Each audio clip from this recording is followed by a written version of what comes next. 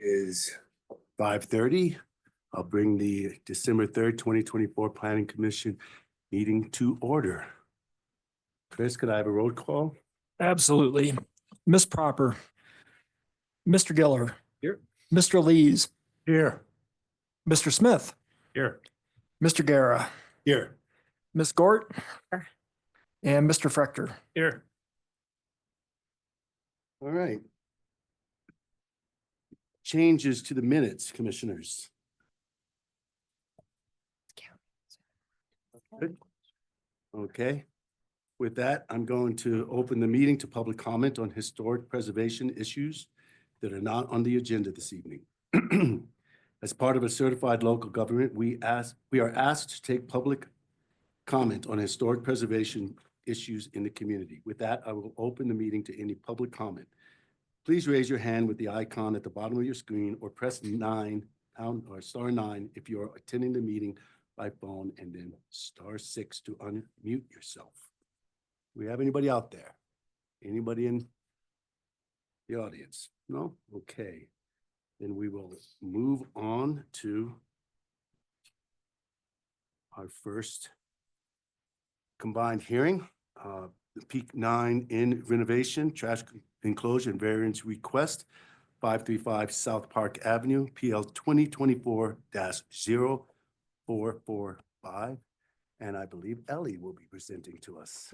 Yes. Good evening, commissioners. Before you is a Class A combined hearing for the Peak 9 Inn. The Village of Breckenridge Homeowners Association proposes to reskin the Peak 9 Inn, realign an exterior staircase, and create a new trash enclosure area. As part of this, they also request a variance from the required setback to place the new trash enclosure area abutting the north property line. So this is the Peak 9 Inn, which is located at 535 South Park Avenue. It is part of the village development, which includes 7 different parcels and is located adjacent to the Park Avenue right-of-way and adjacent to Gravity House. So let me go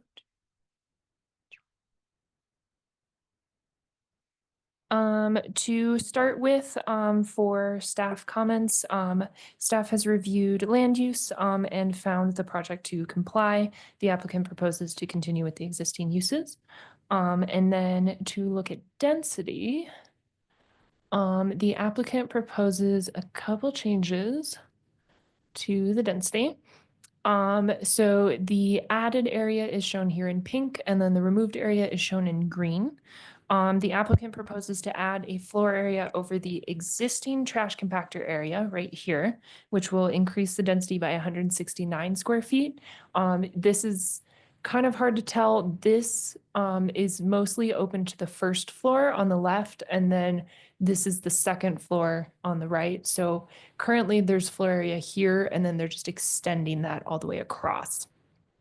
The applicant also proposes to add 113 square feet of mechanical space shown here in the new trash enclosure expansion area. And then the rest of this area will be ventilated and shall not count as density.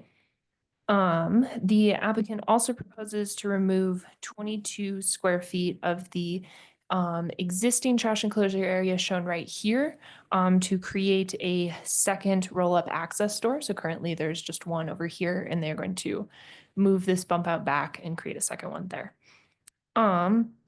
In total, the applicant is proposing to add 282 square feet of density and remove 22 square feet of density for a net addition of 260 square feet. Because the proposed areas are mechanical in service, they would be prorated across the building. And then per the Village at Breckenridge Master Plan, the Peak 9 Inn is allowed a maximum of 106 SFEs. They currently have 24.37 SFEs of remaining density.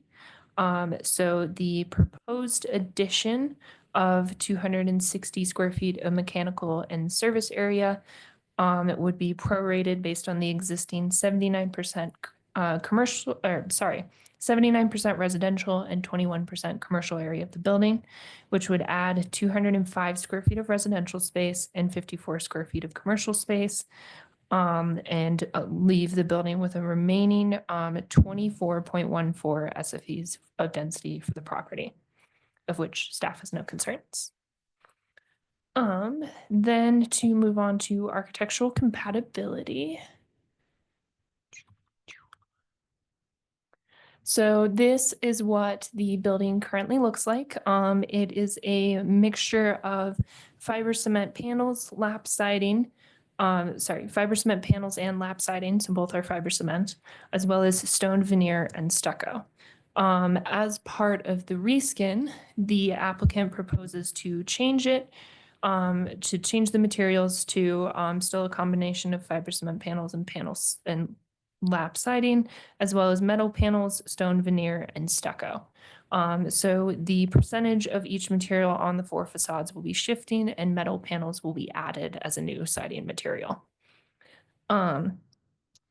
Per last year's code changes, fiber cement panels are allowed with the combination of natural materials and would not receive negative points, as there is natural stone veneer on all sides of the building. You can see some here. Staff has no concerns. And then for stucco, under current code is allowed up to 25% of a facade without negative points. The building is currently existing non-conforming, as there's over 25% of stucco material on each facade. So with this reskin, the applicant proposes to reduce the amount of stucco on each facade significantly, leaving only one facade remaining over 25%, which would be the north facade. And then to get further into those percentages.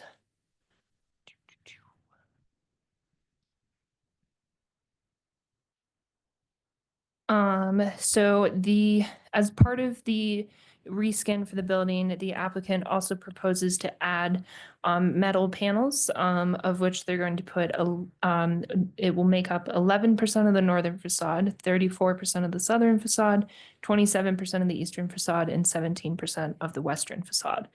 Combining both the meadow and stucco, so looking at the non-natural materials, the applicant proposes to decrease the amount on each facade, which you can see in this change column here.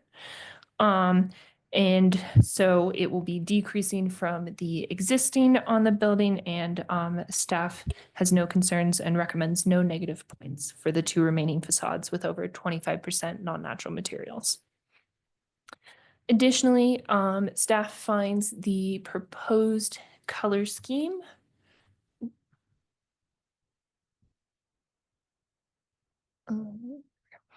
staff finds the proposed color scheme and materials to be compatible with the area. The wood siding and dark colored metal panels will better match the adjacent Gravity House building. And then the fiber cement panels are also featured on the adjacent 10 Mile Room building. Additionally, though it is changing colors from the existing design and that of the other village buildings, the muted and natural colors will still blend well with the other village buildings, so staff does not have any concerns with that. Finally, the applicant proposes 2 different types of decorative elements to be added on the building.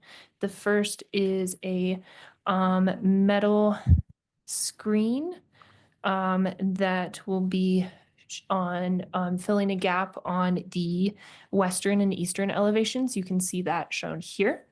And then the second is painted metal facade protrusions that are proposed over several vertical sections of the building. You can see a section view of that here, and then a better view of them here, these up above. Additionally, all of the windows on the building and one of the skylights on the building will be replaced. The window widths will be slightly decreasing, and there will be vents added below the windows to allow for air conditioning system integration, and staff does not have any concerns. Then moving on to site and environmental design. The The trash enclosure expansion and exterior staircase are the only two changes that would affect the site design. For the trash enclosure expansion, it is proposed to extend out from the building to the north. So it'll butt Park Avenue, and you can see it right here. While still maintaining some distance from the adjacent street, as there will be still this curb area and then treed area as well. Additionally, the exterior staircase located on the northern side of the building will be repositioned. You can see that here. It's going from this curved design here to a more L shape that's going to run more against the building. This is mainly done for two reasons. It's to increase the sightline for cars turning into and out of the village along Park Avenue, and then also increase pedestrian safety as the crosswalk across Park Avenue to F-Lot is located adjacent to here. Staff finds that the proposed changes have little effect on the site design as there's already minimal buffering on the north side, and believes the proposed changes do not worsen existing conditions. And then moving on to placement of structures. Per the absolute policy, residential uses shall have a minimum front yard setback of 10 feet. Currently, the building itself sits at a little under 4 feet off the northern property line. It curves some, so you can kind of best see this here, with this being the property line right here, and the closest the building currently is at this corner. As part of the trash enclosure expansion and the reorientation of the exterior staircase, the encroachment to that northern property line will be increased, with the roof line of the trash enclosure expansion ending at the property line. You can pretty much see that here. And the stairs ending less than 1 foot off of the northern property line here. With these proposed changes, the project does require a variance. These changes, specifically the trash enclosure expansion area, is working with the other proposed changes to reorganize the waste collection area for the village as a whole, to bring it into compliance with code section 5-6-12 of the code. To kind of give you an overview of their current system and how this is going to make it better. You can see the village here. This is the Peak 9 Inn, also known as the Lift Side Inn. And currently they have a large trash compactor that's right here, and then a large recycling compactor that is right here in Gravity House. So all of these buildings are connected through the parking garage that runs underneath. And the trash and recycling is shared between the village buildings as well as Gravity House and the Maggie, which is a total of, oh, I lost the number.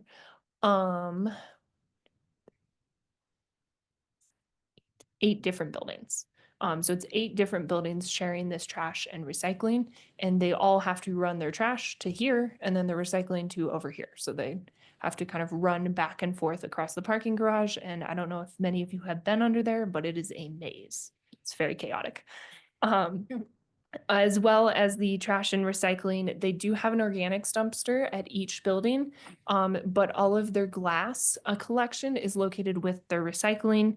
And so overall, it's very chaotic currently. And per our code, the recycling bins are required to be located proximally to trash bins. So with this trash enclosure expansion, they will be bringing both the trash and recycling compactors to one building, which will be the Peak 9 Inn building. So they're going to have both the trash and recycling compactors next to each other, with the glass recycling, compost, and grease trap all located in one area. So all of these buildings will now be able to go to one area and sort out their trash and recycling, which meets the town's sustainability goals and also has the support of our sustainability division. Our sustainability division has had site visits with me and the property owners on site to discuss this entire project, and they are supportive of the project. So staff finds that the creation of the trash enclosure expansion would allow the property to come into compliance with some of our other code.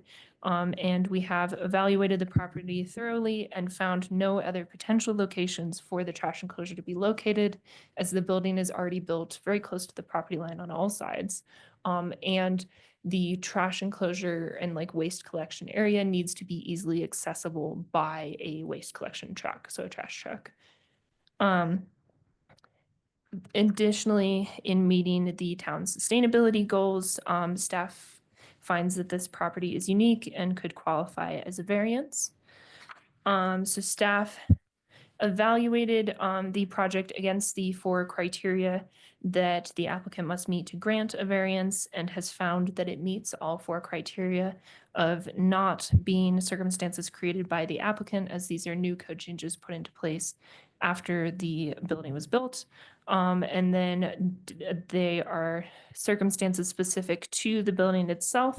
And we find that in granting this variance, it brings the building into compliance with some of our other code that is very important to the town. And so staff is supportive of the proposed placement of the trash enclosure. Additionally, looking at internal, external circulation, there's only minor changes of an increased paving area, or not really an increased paving area, but a reorganization of the paving area here that will allow trash trucks that are currently coming in and then emptying the compactor and then backing onto Park Avenue to ideally come in, empty the compactor and back in this area and then get on Park Avenue. So not reducing the amount of blockage and vehicles backing on Park Avenue. And then finally, as part of this project, in moving the doors to this area. So they're removing some existing stuff in this area and changing these walls around and are able to create a new space in their parking garage, which is adding to their parking. So staff does not have any concerns with that. And then as part of the relocation of the exterior staircase, they will be reducing the amount of outdoor heated paving by 36 square feet. And then as part of this project, they are also evaluating their exterior lighting and bringing that into compliance as well. So overall, staff recommends approval of the project with a passing point analysis of 0 points. Thank you, Ellie. Questions for Ellie? Alan?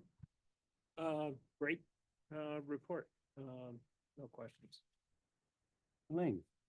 I just want to talk a little bit about the traffic, how they back in, because that's a really high pedestrian area where people walk down.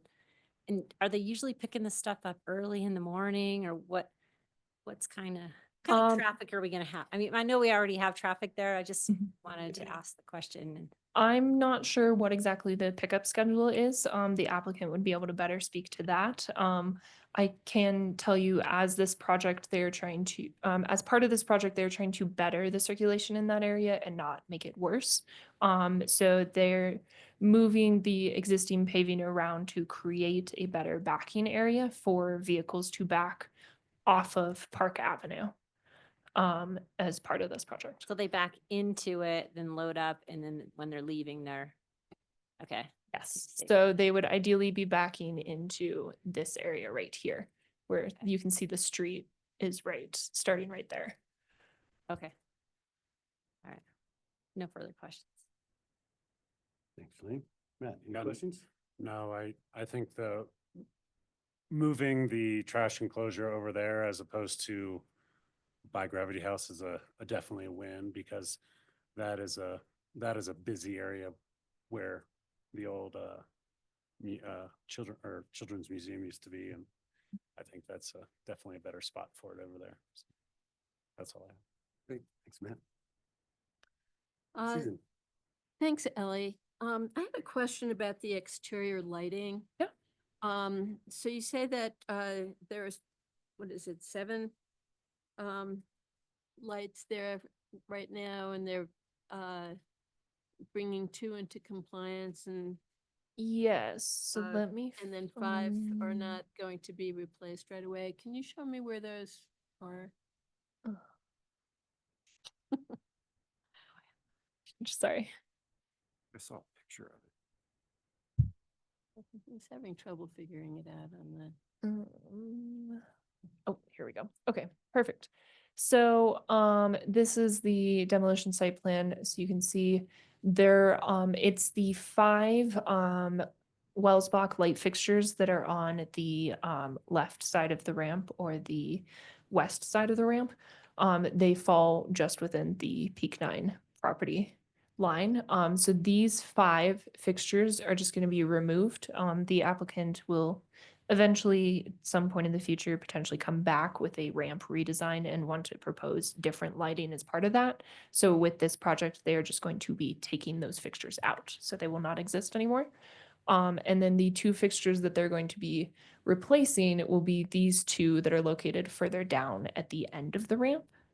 And when you say the ramp, is that the ramp that the garbage trucks are going to be coming up? No, this is the main pedestrian access ramp. Oh, That lets you into the Village Plaza area. So you can see, okay. this is Park Avenue, and so cars usually drive into this kind of roundabout area, and then pedestrians walk up into here. Okay, that gets at my concern then, For kid. because, if they're removing 5 lamps along a pedestrian area, I'm concerned about, whether, that's gonna impact pedestrian safety. I don't think that would be an issue. I mean, they're keeping the lamps that are down here. And then as far as up here, this portion of the building is a covered walkway right here that has soffit lighting. And then I believe there might also be an overhang here that also has soffit lighting. So I believe there is sufficient lighting in that area that will not be affected by the removal of these lights. So it's coming off of Park Avenue, that big sort of. This is kind of the internal area, so Park Avenue is up here. I can show you in. Those 5 lights that they're replacing are on the upper deck. Is that not correct? Oh. Yeah, so you That's- can see the actual lights. Oh, I see. So here. there is soffit So it's lighting. this light, this light, this light, Okay. this one, and I think another one. It's Okay, like right yeah, here so in this area. So it's up above. where Yes. Those lights are not down below where No. the cars are coming through. Yeah, so the actual in entrance has plenty of lighting in this canopy right here. Yeah. And then it looks like you can see some soffit lights up here in Yes. the overhang. And then there's also more soffit lights in this kind of Yes. covered walkway that's back here. Right, okay, that's very helpful, because otherwise I was wondering whether we should have a more definitive statement in the conditions about replacing those lights.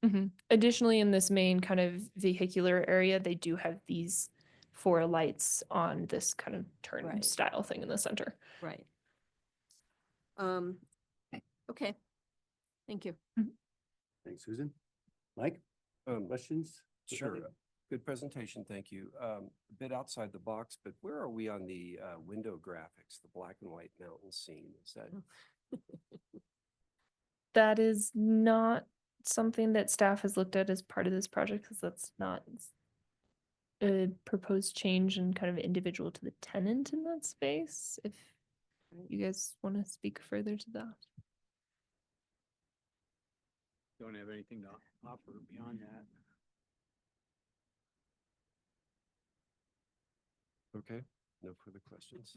Thanks, Mike. Mark, questions for Ellie? Thorough presentation, and no, I have no questions.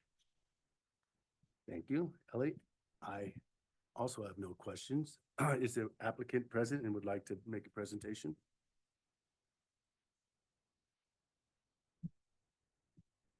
Hello, my name is Chris Jurgens. I'm with VMDA Architects, and we're the architects on the project. I think Ellie's really covered everything on this. We're excited. But if there's any questions you have for us, we're happy to answer them. If there's any lingering questions, but I don't know if I need to say any additional right now. Okay, Because I feel like she covered everything. great, thank you. Oh, do you want to answer the Jake. The operational about the trash? Great, thank you. Appreciate it. Yeah, my name is Jacob Evanor. I'm the operations manager for the Village of Bragg. I believe, I think you had a question with operations. If you wouldn't mind, could you ask it again? I just wanted to know, like, are the trash trucks usually coming early in the day? Because it's a lot of people walk down the hill to go down to dinner and they're on that side of the road. Yep. So typically, they come for Mondays and Fridays every week for trash, and then every other week for the recycle. And both of those cans, because of our location on Park Ave between pedestrian traffic and just regular traffic, we are on waste management schedule to be done. They typically show up to pick up at 6:30, and then that can is back in place by 7:30. Perfect. Any other questions for the applicant, Mark? Yes, I just had a couple. Pertaining to the phasing that you're proposing to do, I saw that some of it's going to be done in 2025, some of it's going to be done in 2026. Can you elaborate a little bit on that so that the panel knows what to expect? So the facade of the Peak 9 Inn is scheduled for 2025. And then the trash and the stair area would be in 2026. That's kind of big picture where it's at, but the facade is what we want to knock out here in 2025. So that's the intended phasing. You'll probably start that in June or July when the weather is favorable and finish it up before. That's the schedule is to start sooner than that, but yes, yeah, so that it can be done because it is a lot of work and it's disruptive to all the owners and their use of the space. So we're really trying to, work through all that. Process requires scaffolding in the building? It does require scaffolding in the building. Go ahead. Thanks, Mark. Mike, any questions for the applicant? Susan? No. Matt? No questions. Alan? No questions either. Thank you. All right, thank you. And if I just wanted to follow up a little bit to Mike's question earlier, because I wish I had Cliff here to talk about that sign, if you will, out there. I think part of the reason we've allowed that is because there's no commercial advertisement on it. It is kind of dressing for a window. And there may be I can't remember what's right behind there in terms of the activity that goes on. But anyway, I know that some time ago, Cliff and I discussed this. I can answer. I'm Nathan Nasseri. I'm the executive director for the HOA. Behind that decal veils, it's a veil unit and it's back of the house. So it's where their ski storage accordion for the rental operation. So it really is better to have some sort of screening than looking into a ski rack. So I think that was staff's determination that it was acceptable in this situation, and there is no overt advertising on that.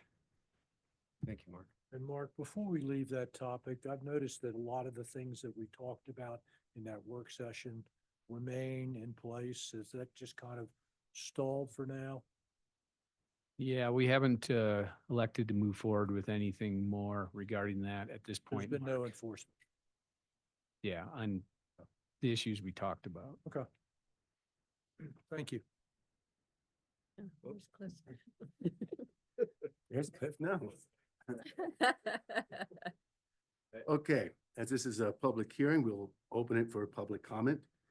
If you're online, please raise your hand with the icon at the bottom of your screen or press *9. If you're attending the meeting by phone, then press *6 to unmute yourself.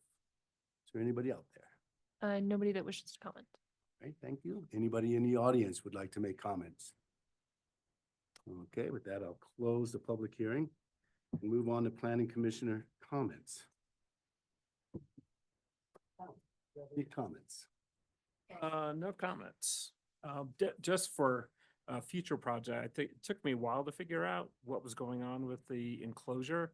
And I think an elevation from the street from Park Avenue of how that enclosure would look would have been nice to have just to make it, to close the deal with us. That's it. It's Thanks, Al. constructive feedback. Any comments? Looks like a big project and I think it's going to be really nice to update it. And I really like your idea of consolidating all the waste and better management of it. So that's my general. Matt? Yeah, I think the relocation of the trash enclosure makes it more functional and it, moves it closer to the sustainability goals and the overall functionality of it. So I support it. Great. Thanks, Matt. Susan, any comments? Yeah, I really appreciate the reskinning. I think that it's much more attractive, and will be a positive addition. And like others, I agree that, consolidating the trash makes a lot of sense and will help people out a lot. Great, thank you. Mike, comment? I agree with my fellow commissioners on their comments. I think it's compliant. My thanks to Ellie. Nice project. And Mark? Always good to see an upgrade or an update of an existing building. I think that we all appreciate the amount of capital that goes into that kind of investment, and we appreciate it. Thank you, Mark. I too echo the other commissioners and think that the reskinning is great and the trash enclosure. I'll also mention that I clued into the staircase as I've walked up that circular one many, many times in my life, and think this is a great change there. So I'm very supportive of that and supportive of the variance. So thank you very much. With that, we'll call for a motion.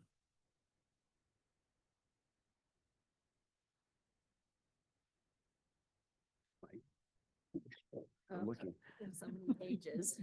I can get it. You got it? Yeah. I move approval of the Peak Nine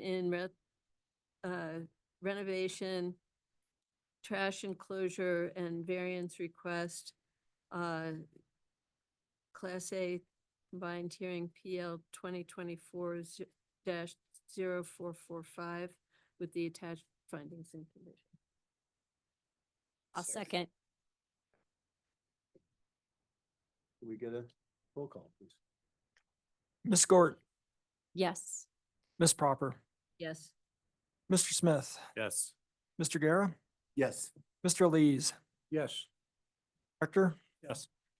Mr. Giller. Yes? Thank you. Passed. All right, we will move on to. I gotta scroll forever. Is there a jump down 50 Quick, pages? quick button? aside. The Slide The bar. Wall Street Journal had an Yeah, it's article, hard to get. Cliff, you would be interested in this. The Wall Street Journal had an article today about in Conway, New Hampshire, someone bought a donut shop and got the high school kids to paint a new facade. And there's a debate whether it's sign or a mural. Because they have restrictions on signs but it's technically a mural, but drawings of donuts and stuff. So is it a sign or is it a mural? So Like a Supreme. I think Court it's decision. We would consider it a sign if they had something that they were basically selling Selling, with the yeah, inside. yeah. Anyway, you might want to check out the Wall Street Journal today about it. But you're So, selling yeah. mountains, skiing on mountains. It's somewhat. Okay, we'll move on to staff report, Breckenridge Grand Vacations North Gold Rush Lot Parcel 2 Employee Housing, Class A preliminary hearing, PL 2024-0422. And I think Sarah will be presenting this to us tonight. One moment, technical issue, and we will be right with you. All right. That's not the report. We are all of our files in a new location on the drive, and they did not sync properly today. So, thank you. It's me that had file problems. No problem. Do you have Ella? You can just use. Well, on the tablet, I can't, it always crashes. And then at home, I have a big computer. I think they should give us all MacBook Pros. It won't be a problem. The website It's not great. website crashes. Get some new jackets. Chip, I've has no had, problem. I've heard I've been having problems. It's And- fine. And Mark, I actually asked my friend Lance French, who's runs a whole IT guy. support team for Adobe. I think is there a way to could be? I'm not gonna make any claims about the Comcast service. Yeah, I have issues. Just use the whole packet here. I have the plans separated so I wouldn't have to scroll through all of this, but we'll just use the. confidence you can pull it off. All right, good evening, everybody. You had a week off from me 2 weeks ago, but I'm here again to talk about BGV. Planner 3 for the record. Tonight, again, before you, we have the parcel 2 apartments, employee housing apartments, and improvements to the ski area overflow. This is located off of North Park Avenue. And this project is in furtherance of the development agreement between Breckenridge Grand Vacations and the town of Breckenridge, which was approved April 9th earlier this year. And also in furtherance of this project, in May, this body approved master plan amendments to this area. The Gondola master plan was updated to accommodate this new development. So we will jump right in.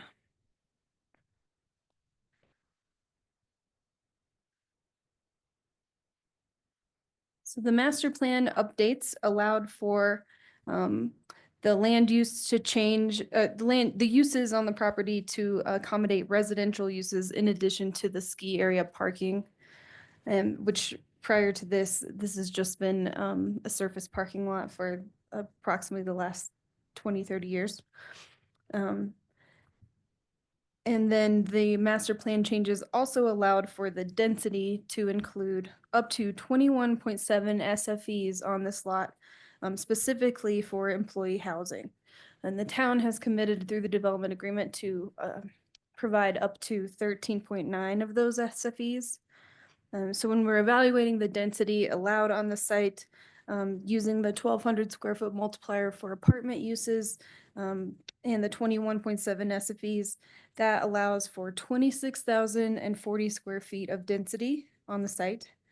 This one is a little more complicated than the parcel 3 calculations because it is employee housing 100%. They get a few bonuses for density as well. So there's a 15% density bonus right off the bat for 100% employee housing, and that allows for 29,946 square feet.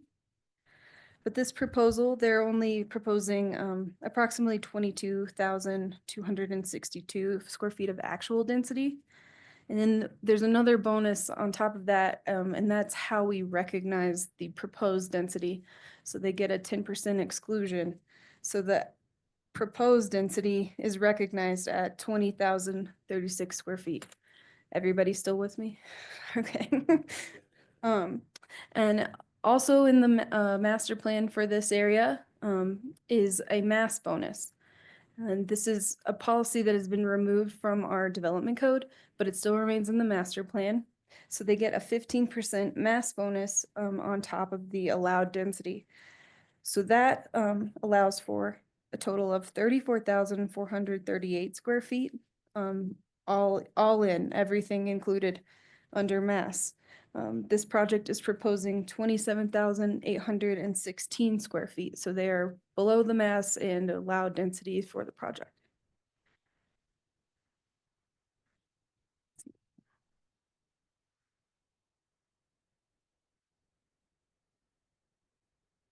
We will look at the architectural designs now. So the project is a singular apartment structure, 3 levels, the main level being underground parking. It is open and exposed underneath, but covered parking on that first ground level. And then the residential floors are raised above on level 2 and 3, and these are supported on structural columns. This is proposed to be a modular construction design, so very similar to the Larkspur Apartments, if you're familiar with those beside the Justice Center that the town completed earlier this spring. This will be a similar construction mechanism. They'll bring in the individual pieces and put it together on site. This project is proposing a flat roof and raised shed roofs on either end, and as well as in the center of the building to add a little interest in the architecture.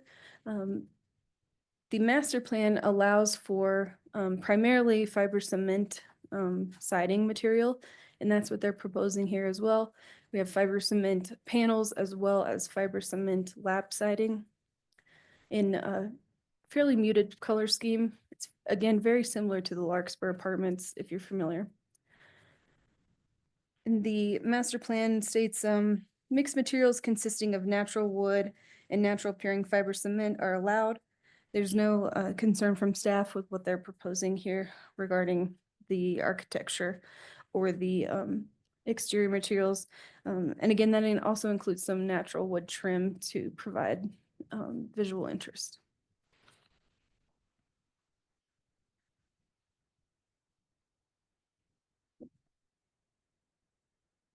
Zoom in a little bit.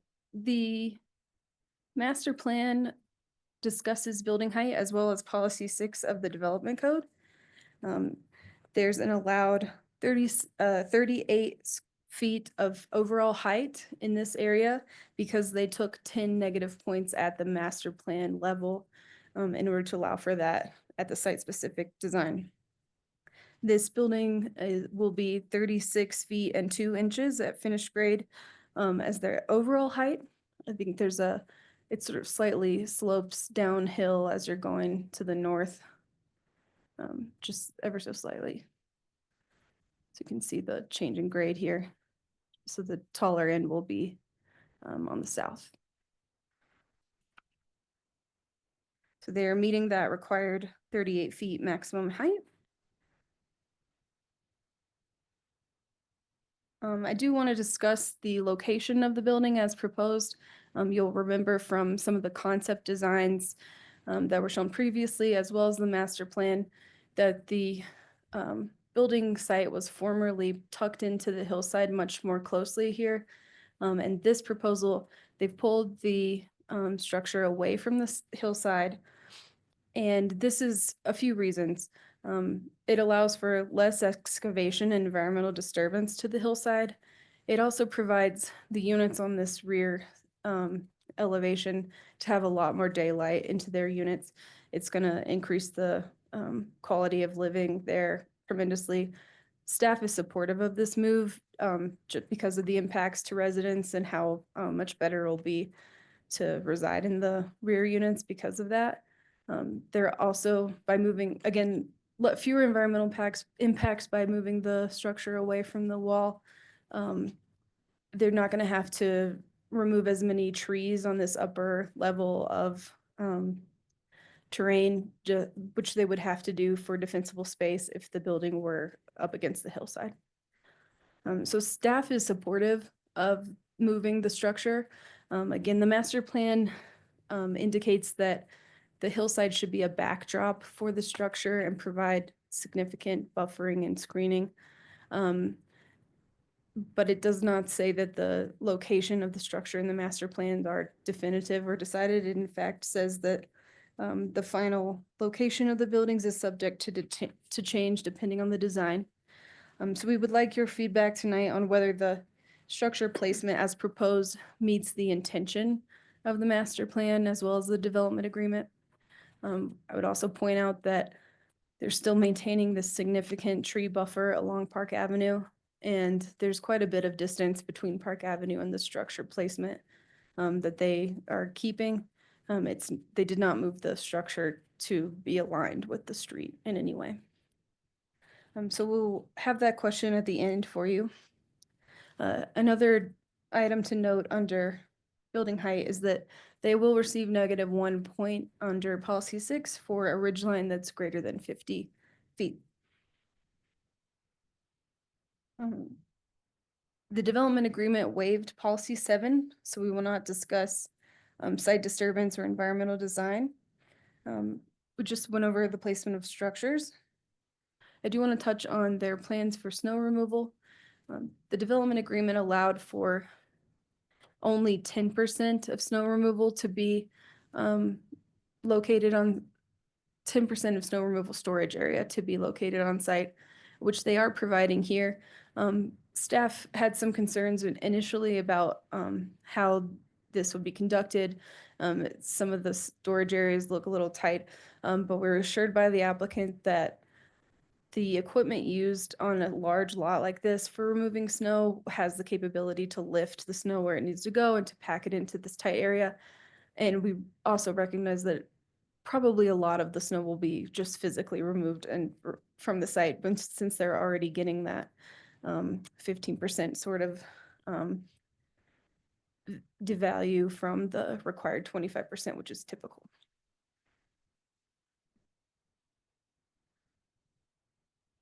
This property, because it is a multifamily apartment complex, it is required to provide at least 5% of the floor area as community storage and amenity or storage area.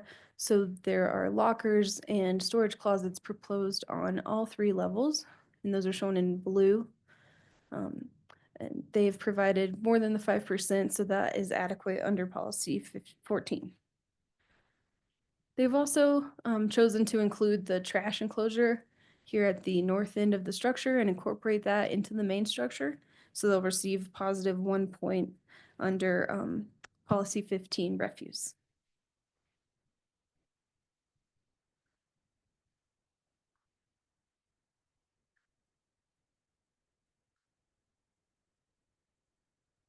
Looking at the site circulation, here we go. So this development again contemplates the construction of a future roundabout at French and Park Avenue. The applicant is required per the development agreement to complete that roundabout prior to receiving a certificate of occupancy for this structure. So the new roundabout slip lanes and everything, including pedestrian infrastructure, will be completed prior to signing off on this building. Pedestrians will have an easy cross at Park Avenue, and they'll be able to come up and enter the building on the south end from Park Avenue. This project is also required to have an electric shuttle for use on days when the ski area overflow is in use by the ski area. The electric shuttle will come in, stop at this parking island, and then exit around the building the same way it came in. The shuttle does not receive or warrant any positive points under this proposal, as it normally would for an electric shuttle. We do give positive points for that, but because it was a required element of the development agreement, they're not eligible in this instance.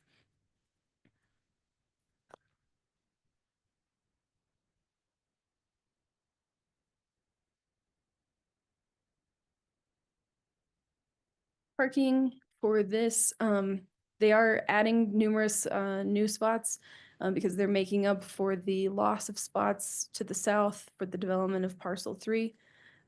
They're required to come into compliance with the parking agreement by maintaining 410 spaces for the ski area, or sorry, 400.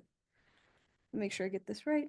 400 ski area day use spaces. And then they're only required to have 12 for the residential structure. So that's 412 required, and they're proposing 415 shared spaces. Under the development code policy 18R, shared parking facilities and shared driveways do warrant positive 1 point each. So staff has assigned that here.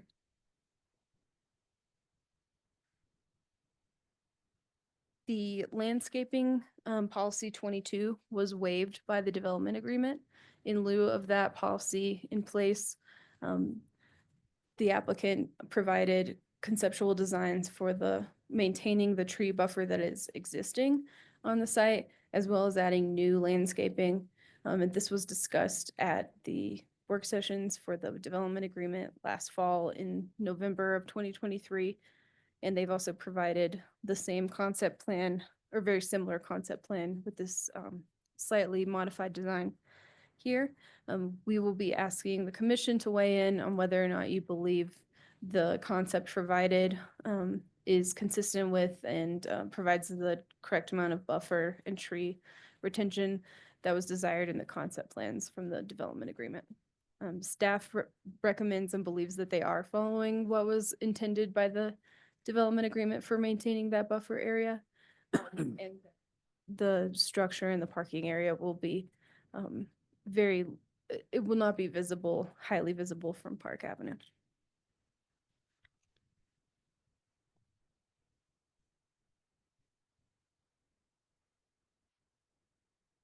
Under policy 27R, projects like this, which facilitate a drainage or detention area that's well landscaped and visually attractive, are eligible for 1 positive point. Staff has recommended that the detention pond here is also eligible for that point, and we'll ask the commission's opinion on whether you deem it eligible as well.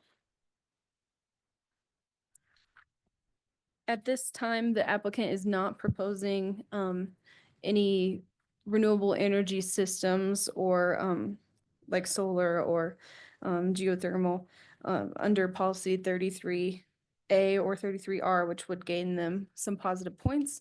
Staff recommends they consider that going forward, but at this time, the proposal is compliant with policy 33, energy conservation. And in a future, we will be looking for some specification sheets on the proposed exterior lighting. We know that some minimal lighting is required per the development agreement, and they have shown on the site plan some placement for those lighting fixtures in the shared parking area, but we don't have more details on the lighting for the exterior at this time. The same for any future signage as well. That is concludes my report on the proposal at this time. Happy to take any questions that you all may have. Thank you, Sarah. Nice presentation. Commissioners have any questions for Sarah? Mark? Well, I guess I should summarize where we are with the points. Oh, Sorry, yeah, that'd be a good idea. jumping ahead of myself for finishing up, if you don't mind. Yeah. So currently they have -1 point for the unbroken ridge line greater than 50 feet in length, a positive point for integrating the trash enclosure into the main structure, a positive point under 18R for a joint parking facility, as well as a positive point for the shared driveway under 18R, and +1 point for the visually attractive detention pond. So that's a total of +3 passing. Thank you, Sarah. Could you also go over the questions for the commission? Yes, so we have 5 questions that we'd like the commission to consider and answer tonight. One is regarding that detention pond and whether you think that warrants the positive point. 2 is to give feedback on the structure placement and state whether or not you believe that that adheres to the master plan intention for having the hillside be a backdrop to the structure. The third question is regarding the landscaping. Do you believe that the proposed landscaping is in line with the concept design as provided in the development agreement? And then number 4, do you agree with the staff recommended point analysis as it is proposed as +3? And then 5, if you just have any additional questions or comments for the applicant. Thank you, Sarah. Questions, Mark? Yeah, questions for the staff. In your report under architectural compatibility, you refer to the statement that reads, seek to create a residential feel within the parameters of that building medium. What does that mean? Sorry, can you point where that is? Page are we looking So that is an excerpt from the master plan. So that was written into the master plan. And, Understand, I'm asking you about the meaning of architectural the plan statement. Seek to create a residential feel within the parameters of that building medium. I think it's concerning making the a structure of modular construction have a high quality of living for the residents. And I'm happy to, I think the applicant could speak on that additionally as well. So we're talking about, you're alluding to high quality of living as the interior, and I'm wondering about the exterior.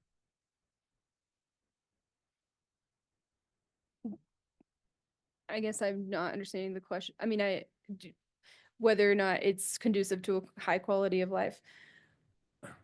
Admittedly, this is a residential structure in a parking lot, but that is like how the development agreement was written in order to provide for that. Now, I'm just looking for some depth of what create a residential feel means. Is that the interior that lives well? Is that the exterior that looks like a attractive residential building? Or is it all of the above? Yeah, I think during, the kind of summarize some of the discussion during the development agreement, which was quite a bit because the applicants wanted to utilize modular construction for both the efficiency and cost effectiveness to construct this building. And so I think they ultimately did. They wanted to sell the council on it being okay. They could do it really kind of by right, use modular construction. And I think the council wanted some assurance that the building was to look decent. It wasn't to look like a series of individual modular structures just stacked on top of one another with, kind of substandard finishes and such. So I think with the I guess the benefit of many discussions around the subject at the development agreement, I think what is proposed today reflects, what the council wanted to see versus as something that was kind of, very obvious. This was manufactured in a factory and kind of cobbled together as just seasonal living for skier employees. Thank you. You state the parking allocations were also contemplated in the recently adopted development agreement between the town and BGV, which was approved April the 9th. I'm assuming you're talking about the development agreement of May 23rd. Yes, it was approved on April 9th and recorded May 23rd. Correct. Which determined that 400 spaces should be placed on the north gondola lot. I've read through the development agreement and I was wondering if you could lead me to where that is in the agreement because I couldn't find it. Sure. It may take me a moment.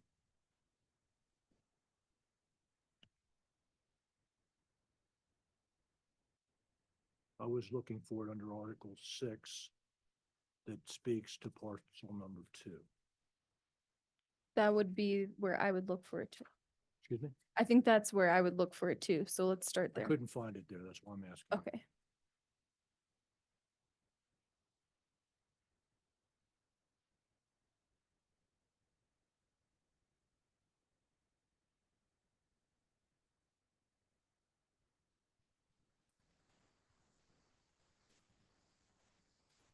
Acknowledge and agree that the 400 recreational winter parking spaces on parcel 2 will count towards the overall 1,560 total parking spaces, a requirement of section 1G of the parking agreement. So that's section B of 6.2.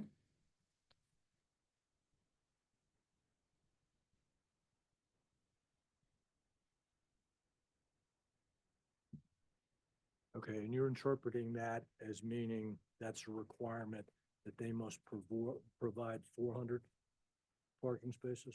Yes. Because I don't read it that way. How do you read it? I read it that you're acknowledging that they're gonna have 400 spaces and you're intending to count them towards the requirement for providing the spaces, which is a little different than saying as an agreement to build this, they have to maintain those 400 spaces. They have How they many have to spaces are on the maintain now?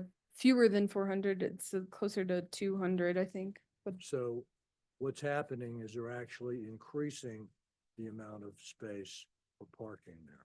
they are losing all of the parking on parcel 3 to the south, so they are required to make those numbers up, and that is what this agreement was Okay. stating. South Gold Rush Yes, goes away.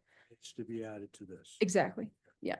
To give a little further background, there was a parking agreement from 2003 that mandated that 1,560 spaces. And so this is, the newer agreement's kind of working in tandem to enforce the requirement of hitting that total number with what Sarah stated, was shifting around those numbers from where they historically lived over the gondola lots. I was just curious to have the background because we're talking about moving the spaces up to McCain, but we're not moving the entire 500 that are there. We're moving 400 of them, and just wondering how the allocation works out between the various spaces. Yeah, there's a couple different geographic areas in the 2003 parking agreement. So you have peak 7 and 8, which there isn't anything changing up there. There's the parking lot adjacent to the Quicksilver lift on the Beaver Run property. That is not changing. There's the gondola lots area, which this would be subject to, that has that number of 1,560 that has to remain. And then the development agreement under this section is basically preserving that number by shifting more spaces to parcel 2 from parcel 3, which originally was actually the same parcel, but then was subdivided in half. The further confused things, it was originally the Gold Rush lot, then it was the south and north Gold Rush lot. Now it's referred to as parcel 2 and 3. And then finally, there's the area of the 500 spaces out on block 11, which is going to be shifted out to McCain. So that's kind of a separate piece. We're really trying to make both the gondola lots and the Gold Rush lots whole through this application. So what I'm hearing you say is that the 1,500 and what is 1,560 requirements are made up of a bunch of different spaces spread out over multiple locations. The 1560 is only concerning north and south Gold Rush and north and south gondola lot. Okay. I may have confused it by introducing all those other geographic areas, but really trying to, like, what we're concerned about on this project and also parcel 3 is preserving that 1560 number of the bigger number that has those other areas that I described. Again, in your report, would you state that there's regular removal of snow for the site will likely occur? That snow is being removed all the time now so that they can do the parking. Who does that? Is that the town that does that? Is that Vail that does that? And in the future, is that responsibility going to fall on BGV? I Whose think- responsibility is it? I'm not aware of the intricacies, but it's my understanding the ski resort has a private contractor that does the snow removal. Okay, so the town is not on the hook for that. No.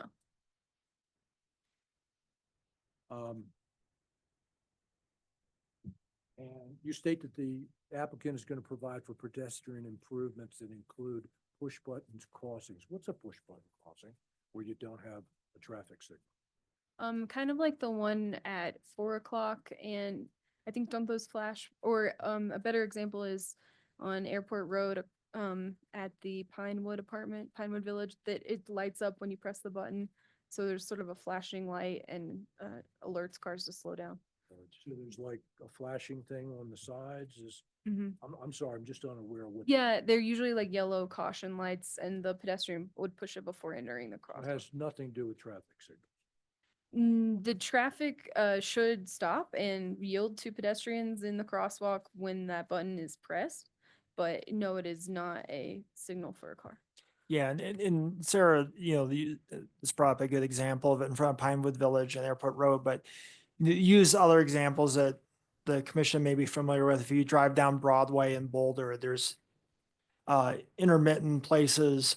That was probably one of the first cities in Colorado to use that style, for like a mid-block crossing or where I think it's probably about every 4 blocks where there's a stoplight, but there's such a high rate of pedestrians because of being adjacent to the university that they essentially have one every block along Broadway.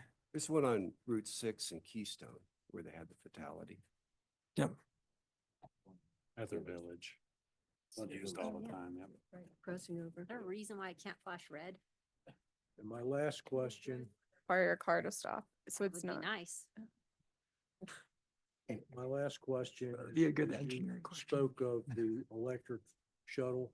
What is that? Is that a golf cart or is that a bus? No, it's more in line with the bus, probably even facilitating the capacity of the buses that are used as shuttle right now. So I don't know if there was So a it's a minimum big size thing. requirement, but it certainly is meant to support more than 10 people. I think if the applicant wants to speak more to that in a minute, that'd be good. Thank you. Yeah, it won't be a full-size bus, but it's probably like a smaller bus, which, where it has a van or a truck chassis with a larger, maybe 15 to 20 person capacity. Because I think it's designed where on most days, they do have a couple of these running and do short loops versus having to wait for a large bus to fill up. Really to make sure that people want to use it versus if they have to wait 15 or 20 minutes, then we'll start having the problem of people walking across the street again if it's not a kind of a short, quick, more maneuverable vehicle.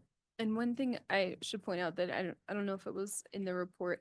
In the past years, I think the ski area has used these overflow lots approximately 12 days per season. So it's not that the overflow lot is going to be used every weekend. It's minimal use and they're only on those specific high traffic days. So does that electric bus just not get used on the days that the lot isn't used or is it used somewhere else? I'll let the applicant respond to that, but I think that they have offered to use it in other applications when it's not being used for this. Or maybe on other properties that they have, et cetera? Maybe. All right, thank you. I Thank you. appreciate the clarification. Thank you, Mark. Mike, any questions for Sarah? Sure. As always, Sarah, nice presentation. Thank you. Just some simple questions. One is there's there's 2 dead-end routes in the parking with no turnaround. When that's full, how would we expect someone to back out or the 2 eastmost? Hold on, let me get back to my report pages. Page 98 in your report shows it. Thank you.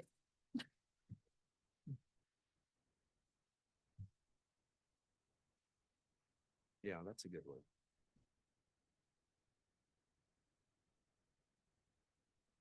Well, And there's sort of long dead ends without good circulation. Right in the middle this there. part here. And the one to the bottom left. So In the middle. of- maybe the applicant could speak to that.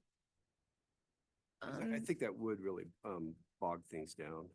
And then second question, are the handicap spots for the shuttle or for the apartment? Because if they're for the apartment, it's not the most direct route.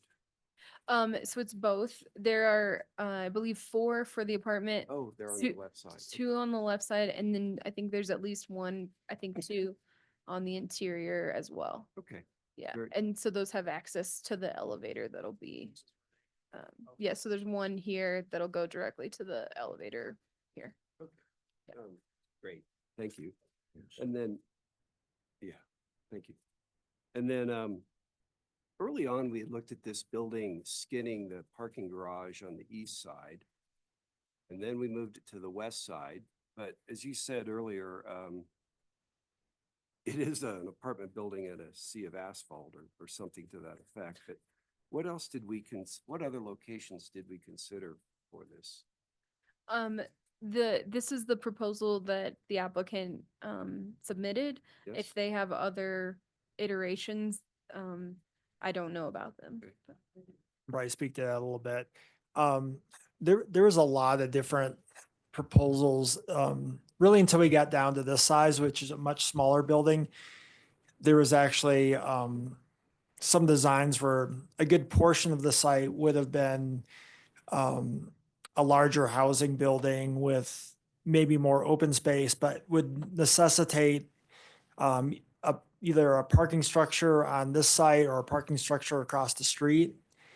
And then ultimately, because there is kind of competing interests that the council wanted to preserve, this particular aspect of the entire development agreement was really downsized so that they could have a nominally sized employee housing building, but maintain all of the parking for lots or parcels 2 and 3 without having to build a parking structure. So I think everyone, Mark and myself, and then probably even everyone at BGV, but acknowledge really is having large surface parking isn't the most desirable aesthetic or even ringing an apartment building. But it was done as kind of a compromise to achieve the required parking numbers without having to build parking structures, which in and of themselves, I think the council felt was a detractor from the community. And kind of the trade-off to have this enlarged surface parking was really to try and maintain and enhance the buffer along Park Avenue to kind of, I guess, mask that a little bit. And then really the people living there, most days where it's not used as overflow, there's not to be a lot of outside activity going on, but still they really don't have any great, kind of nice open space on site for them to utilize. But I guess they are in close proximity, I think was also the thinking that they can get on trails, they can, walk to other spaces. So this design is really, I think, a series of trade-offs is kind of the end result. It wasn't because there wasn't, there's probably 3 or 4 different alternatives explored and presented by the applicants before it got to kind of what you see today. Okay, that helps my understanding, and certainly all projects have program and trade-offs and limitations. We're not in comments yet, so I'll stop. But Sure. thank you. Thank you, Mike. Susan, any questions for Sarah? Yeah, thanks, Sarah. I appreciate the report. Not to belabor the parking, but is the 415 spaces in addition to those that are underneath the building, or they're Inclusive of. it includes that? But the ones underneath the building are not public spaces. They're really just for the people living in the. So to maintain the number, theoretically, the ones underneath the building could be used as public spaces. But the likelihood of a guest venturing in there on their own may be low, and I think the idea would be to make sure that residents have some sort of priority for those interior ones. Well, that's what I Um, was wondering, whether there was going to be restricted access to the spaces underneath, but it sounds like there won't be. There's not proposed a gate or anything like that, if that's what you're at. Yeah. Yeah. So they could get blocked out on a busy day. They should not if they're already parked there and, You can probably ask that of the applicant when it's their turn. Yeah, I will. Thank you. Hmm? That's all I have. I count Thank you, Susan. 35 spaces. Matt, any questions for Sarah? No, I was gonna echo that same, because it seemed like it was shared, but then there's no designated spots. How does that really shared if there's designated spots? So I had kind of the same question, and also about the detention pond. Can you give an example of a non-aesthetically pleasing detention pond? Because it seems like with the proposed vegetation seems like a kind of a minimal requirement that should be made of any constructed detention pond. So I was wondering, I guess if you had no vegetation or they are adding some native plantings on the edge of it. And there's past precedent where we've, It is a fairly minimal threshold to cross, and that's why it's a 1 point. I think when we did a plan commission field trip to Aspen several years ago, and we saw some of the detention ponds for their housing project that they were doing, and really trying to like double it as just open space or park space, and we thought like we should try and encourage that, because I mean the alternative for some of these would be to have either a detention pond that has concrete or rock or some other thing. So it was really just trying to have a more natural aesthetic, but also saying that it's a fairly minimal ask, and that's why it's a 1 point okay. multiplier. And then am I correct in looking at the plans that there's only one storm drain inlet going into that detention pond?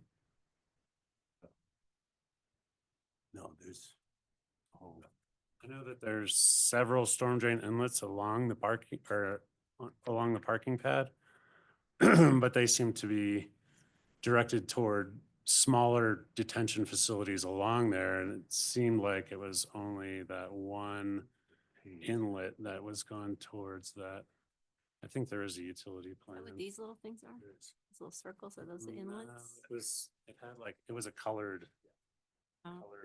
drawing. I looked at that as well. Correct. But engineering has reviewed the plans and provided feedback to the applicant. And they will review the plans again prior to any construction plans being approved. What I see when I look at the site plan is there's a lot of storm inlets. Not all of them are going there. Some of them are going out. right, it seems like there's just that one inlet going into that detention pond. The runoff is gonna go in multiple directions is what I'm saying. And that's all I have. Thank you, Matt. Elaine, questions for, I have a So- question about the 1.5 parking spots per apartment unit. Like, there's a lot of bedrooms in there. Are these gonna be double people? two So people that per- was in the master plan, and actually in the previous master plan as well, that it was carried forward, I believe. It's that was part of the discussions as well during the work sessions with town council.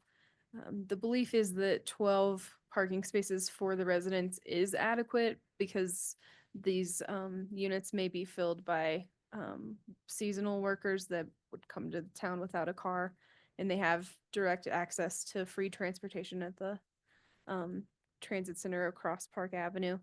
And then again, 12 days out of the year, the other spaces would be utilized by overflow parking, but not utilized for the majority of the year. So these are intended for seasonal workers? It's my understanding of how they will be utilized. And I don't know that we know the specifics of how the units will lease up or anything like that. Yeah, I mean, Graham can probably speak to this a little bit, but it's really as part of the whole deal of, acquiring land and developing everything. They're essentially building employee housing for Vail Resorts for them to use. And then there's also a stipulation that if they're available in the summer, they could be leased by the NRO, which also historically, is a seasonal group that generally doesn't, like a lot of them don't bring cars. We actually have a lot of data just on our own bike share of how much utilization the NRO utilizes our bike share, because they, a lot of them live actually further on Airport Road currently don't have a car, and then you can see their travel patterns coming to the Riverwalk Center or into town to get groceries from those bikes. So we think between the location where it's really walkable to everything, the type of renters they'll be renting there, that this place probably is as good as any that have maybe a reduced amount of required parking on site. But they're not required to limit to only 12 vehicles for all the people renting that.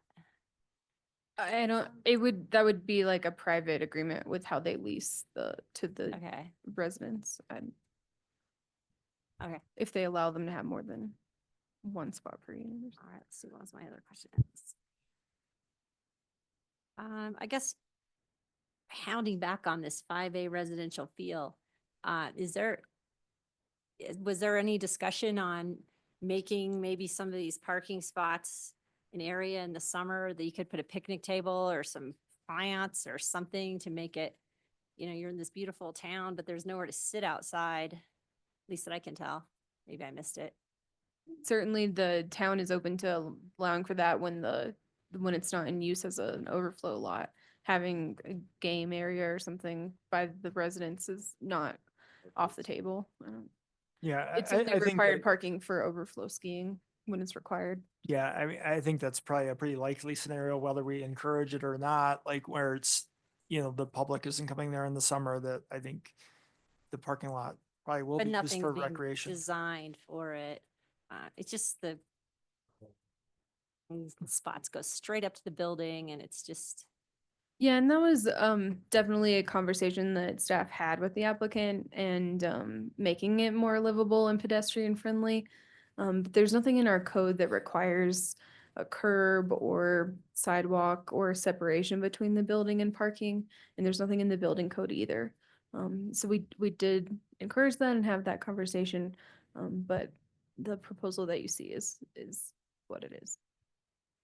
are there any trails behind there that people can just walk to? This goes it's very steep slope up to Shock Hill. Behind there is like the You can the- jump the on, little- they could walk down Woods Drive and hook into the trail that the Pence Miller ditch is there. So within a block and a half, you could jump on the Pence Miller ditch and then really go as far as you want in the trail network, get to the Peaks Trail, you could get on the Colorado Trail with only having to basically go on a road for a block and a half.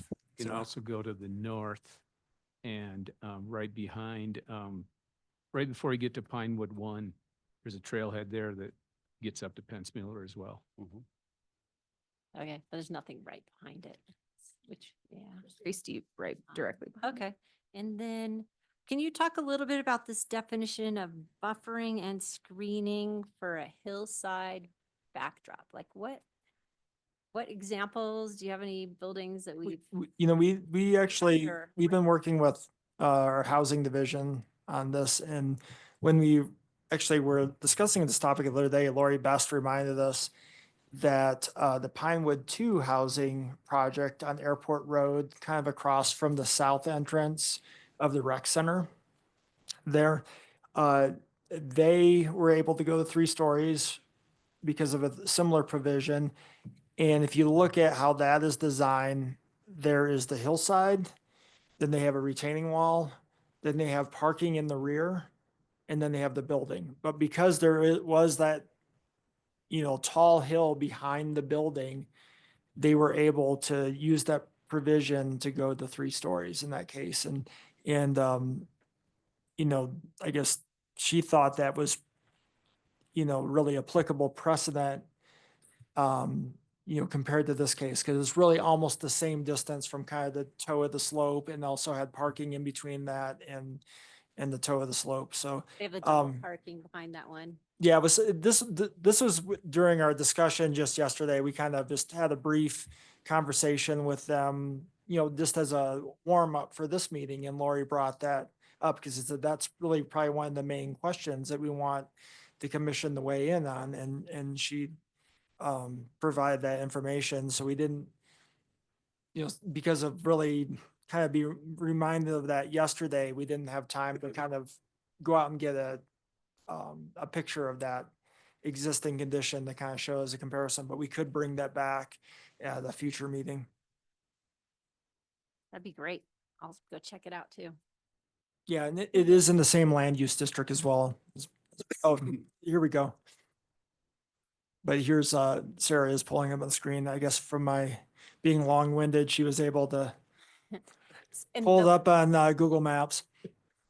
be shorter on the new one, right? Than that. No, the wall will be 25 feet at the tallest point in the new one. Okay. So probably about the same. But that does give you some idea of the depth, and then maybe it might be worth us showing what it looks like if we have from the street view kind of straight on.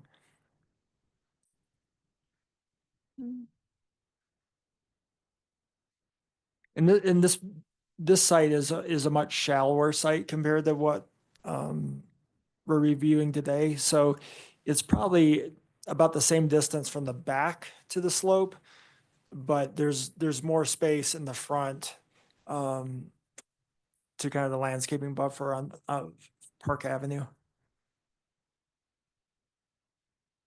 Yeah, the distance from the building to the street will be triple on this proposal. That's all I have. Thank you. Thanks, Elaine. Appreciate it. Alan, any questions for Sarah? Sarah, good job, as always. My questions I'll save for the applicant. Thank you, Alan. I will reiterate, most of my questions are for the applicant as well. I'll reiterate the livability, the outside livability. And then I have a question, which is also for the applicant, but I wanted to ask you, going back to your page in the report 98, that diagram or their sheet L104, I think.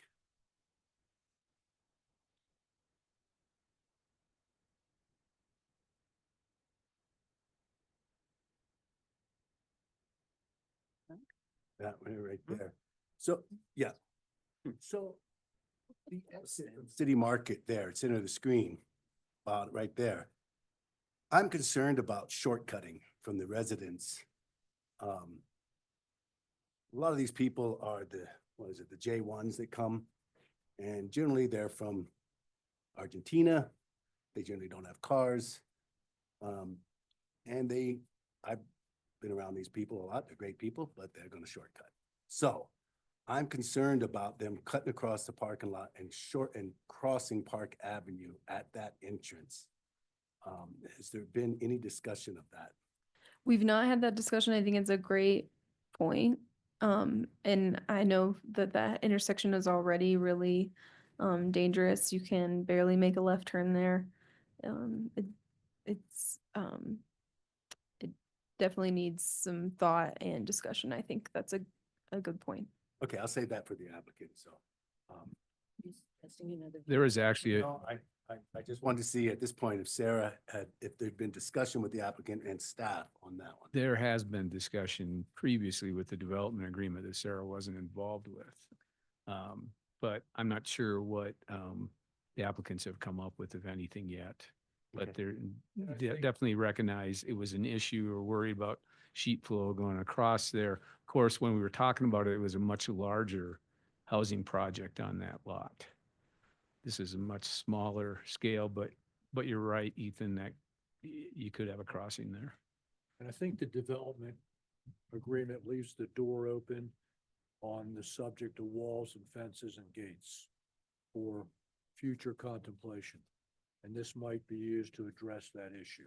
Okay, I'll bring it up with the applicant, so. And thank you, Sarah. That's all my questions.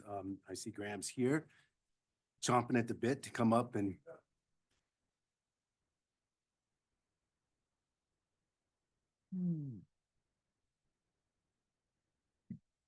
Hello, Graham Frank from BGV.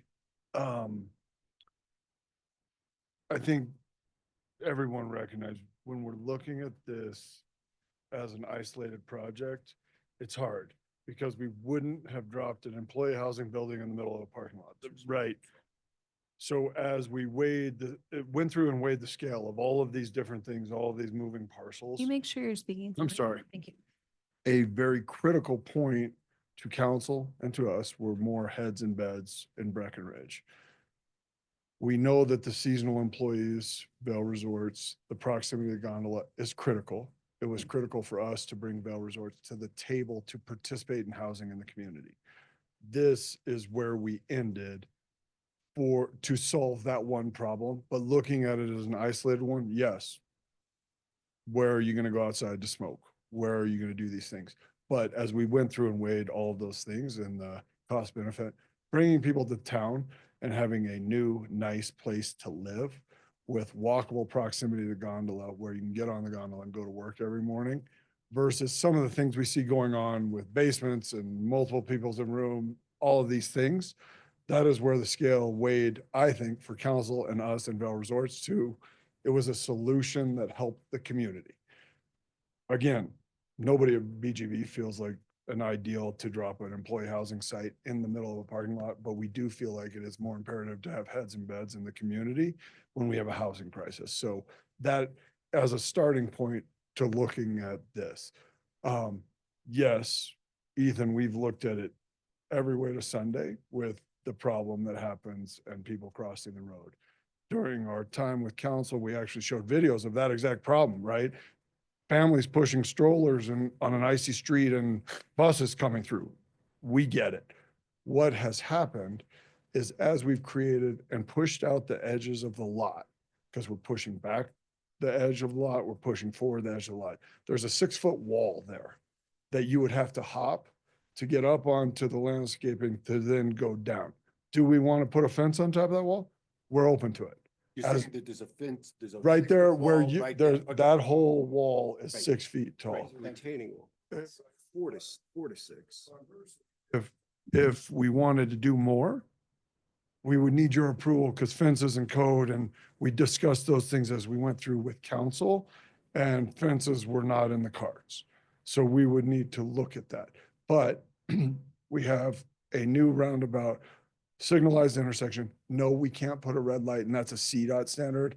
Elaine, to your question, right? Because you would then have humans objectively controlling traffic with a red light versus signalizing that pedestrians are crossing. So we actually looked at that, and you can't do it under the CDOT standards.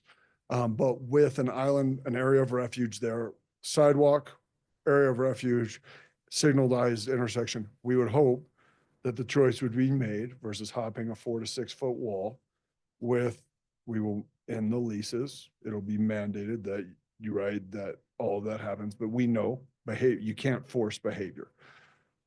We can provide all those things that give a person a safe, reasonable place to pass and get across the road. So those things were looked at. It was Bill's team, DTJ, the DTJ team really looked at where do we put transportation? Where do we get flow through the lot? Because the experience is terrible today, right? It's nothing short of terrible. So how do we make it better? We have a 15-person electric shuttle that will then it'll pivot into our comprehensive transportation plans at BGV, right? So that we don't have an idle bus sitting there, especially an electric one that can be used to offset the carbon footprint. So that will pivot back and forth because we have all of these properties of operation. But on the dedicated parking days, when first the structure, then the north gondola lot, then this lot starts filling up, on those days of year that happens, that shuttle will be available and going across the road. I think some people will choose to load and get on it. Others are going to choose to take the crosswalk because they want to get to the gondola as fast as they can, right? But we're going to provide them that ability. In terms of the question that Mark, you asked on residential feel. So we feel like this will be built at a comparable level to the nicest new employee housing projects being built. Moose Landing, things that the town are doing, very nice and livable versus some of the dated things that we have going on. We just finished a project that we plan to use the same company to build this over in Eagle County called Fox Hollow. And we master leased that entire project to Vail Health. And we right now have a range from culinary staff in the cafeteria to the CFO of Vale Health living there. So it will be a nice feel. And the CFO is living there to give them time to find appropriate housing, right? So moving through, but they're going to be there for a year or two. So I think it really will check the box for people being happy at the NRO or Vail Resorts or any other employer that has people in there. Let me keep hitting the questions. How is snow managed? So Vail Resorts manages the snow via a third-party agency. And remember, parking is the lifeblood of the ski area. So it's managed meticulously and trucked whenever needed, because each one of those spaces is a skier visit in close proximity to the gondola that hopefully gets used before Airport Road, all of these other places. So Vail Resorts will manage that. They'll continue to manage that into the future. Dead ends, yes, there are dead ends, Mike. There are places that are tough to get into, but we needed to check the boxes for the 2003 parking agreement that says that 1,560 spaces will be located between South Gondola, North Gondola, and one of the two Gold Rush lots. So we are adhering to that while creating these spaces here.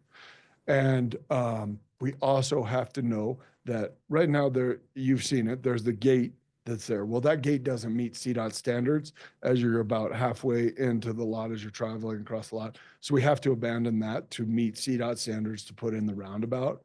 So yes, it'll be tough on circulation in some of those dead ends. And theoretically, those will be the last places to be parked.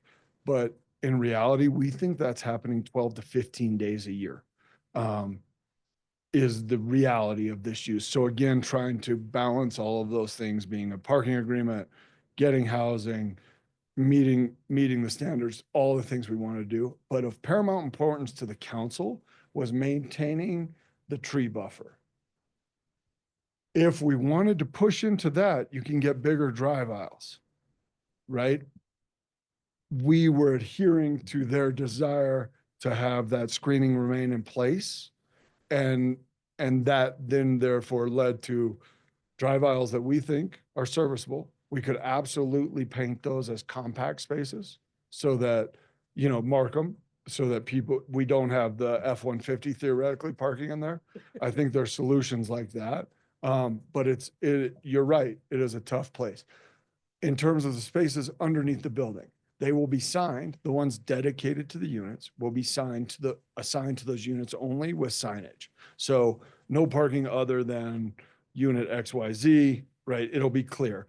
Also, I think we all know in use, getting around and into that building, that's not going to be a place, because this is going to be managed by the same application that manages all of the different lots. So the notion of storing a car and all that, you're going to be charged, right? It is. And by the parking agreement, you're going to be ticketed, because this is recreational ski, winter users, and then summer recreational. So it should be solved through that governance of the lot as we go through.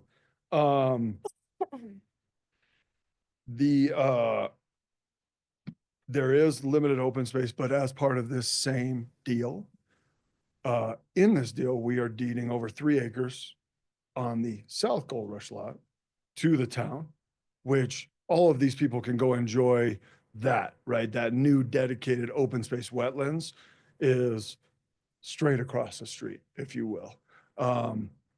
So that's there.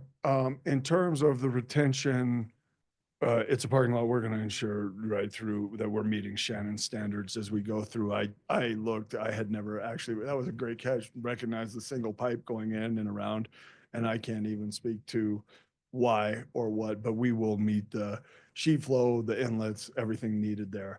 And then the last piece is we looked in detail, and yes, we could shove that building to the back of the lot, but those people on the backside of that building are effectively living in a cave for the winter, right? As snow piles in there, you have limited sun, as you guys know, the path of travel.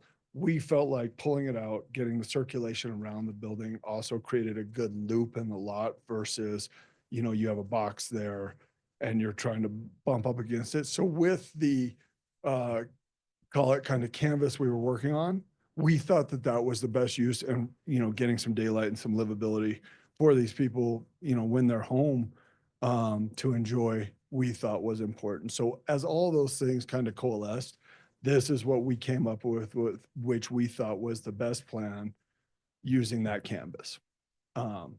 So I think I hit the questions that everyone asked during the presentation. Were there others? Thanks, Graham. I think there are, if you're done with your presentation. Absolutely. Thank you very much. Alan, do you Yep. have questions for Graham? Thanks, Graham. You answered a lot that I had, questions I had. I have some comments I'll save for the end. some Sure. Suggestions for you. The storage lockers, are those gonna be set up as ski lockers since most of the employees? That's the don't have skis? intention. Yes. And, I think that's it. The rest are just gonna be suggestions for you. Sure. Thanks. You bet. I don't have anything. Thanks, Grant, for You bet. going over my No questions. problem. Matt, any questions for Graham? Is it gonna be paid parking? Not for the residents. Right, but for those everyone spots, else. Yes. Designated spots are not paid, but the rest is. Okay. And then, yeah, that's all I have. Thanks, Matt. Susan, any questions for Graham? No, I assume then that the residents will have some kind of a card to exempt them from the parking. Is that how that's gonna? In those signed spots, though, they will have their hang tag for that signed spot. So the person checking the lot is ensuring that the right car is in the right And there'll place. be like a kiosk or? That's Okay, exactly right. okay. Great. Thank you. Thanks, Susan. Mike, questions for Graham? No. Thank you, Mike. Mark, questions for Graham? Yeah, I've been over twice to look at your project in Edwards. Because I was curious once I heard that you were going to use the modulars. And it, it looks like you've got that worked out a lot better than Breckenridge and Summit County did when they did the Justice Center. Having said that, looking at that project, I'm concerned about the appearance of this project. Okay. Very concerned.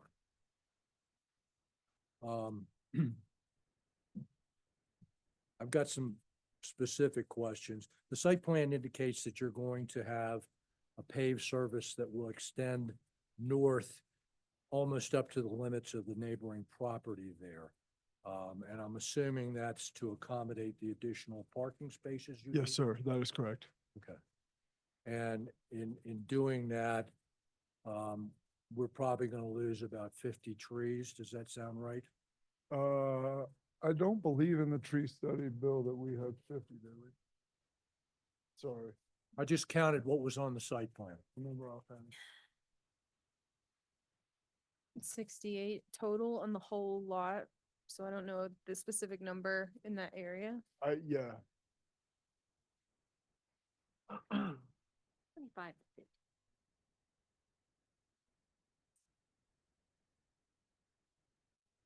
50. Site plan shows retaining walls, and we talked about that. You spoke to that. It notes, the note says large block retaining walls. What is that?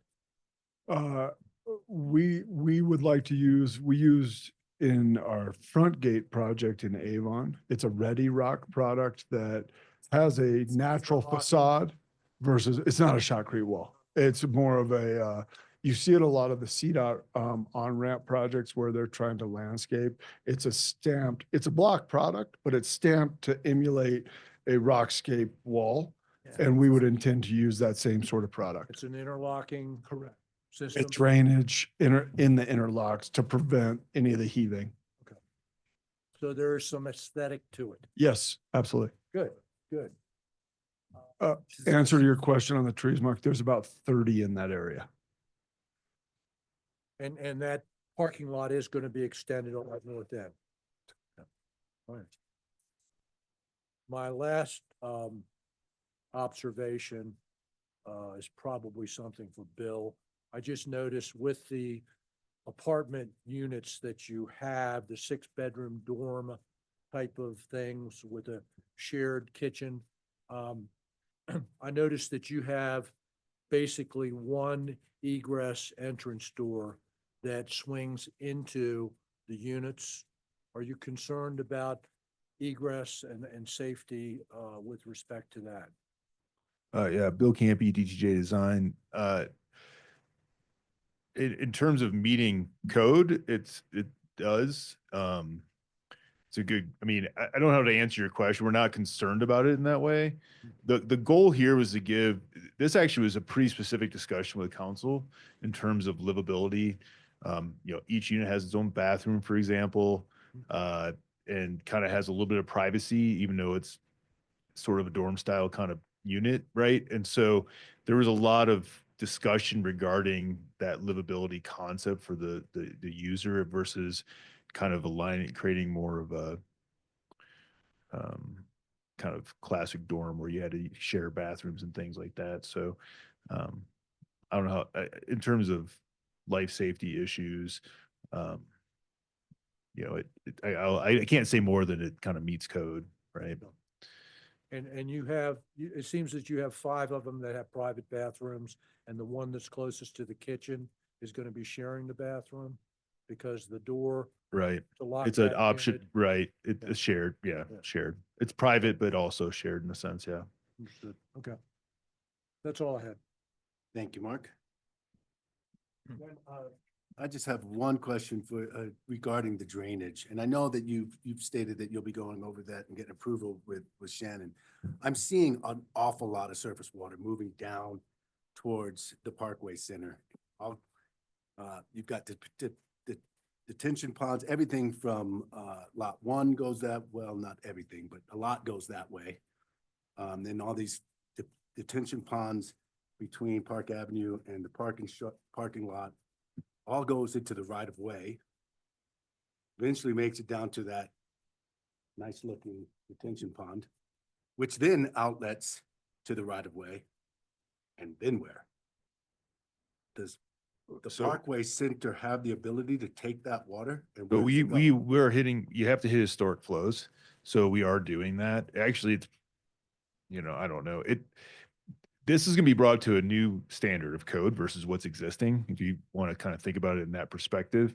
And so there's a higher level of expectation than what's existing there today, which is kind of a big parking lot as well. Now this is a larger surface area to drain. So I'm not an engineer, but in terms of discussions and compliance, there's a higher level today of requirement than there was when this was originally built. And I wasn't really expecting an answer. I just wanted to point out that I look at that and I'm like, whew, it's a lot of water going to the Parkway Center and what's happening then. I just didn't see it, but that's fine. That's all I had. Yeah. Okay. Thank you. Appreciate it. Thanks, Graham. Public hearing, we'll open it to public comment. Please raise your hand with the icon at the bottom of your screen or press star 9 if you're attending the meeting by phone, and then star 6 to unmute yourself. We do have a public commenter. Right? Welcome. Dell. Hi, Del, if you can unmute yourself. Yeah, thank you. I'm just curious about the total number of units and the occupancy per unit and total overall. I'm happy to answer that. It's 8 units total, 4 on each of the residential floors. Each unit will have 6 bedrooms with their own bath. So 48 total occupancy. Thank you. Second question, what's the anticipated time to begin construction?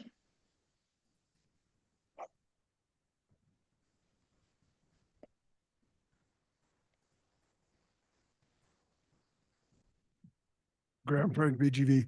Del, we anticipate that we would start doing site work next summer, moving back, starting creating the retaining wall in the back of that building and potentially complete the podium for where the boxes will sit on top of the concrete podium. then coming back the following year, setting the modular boxes and doing the facade, not working over that winter. All right, thank you.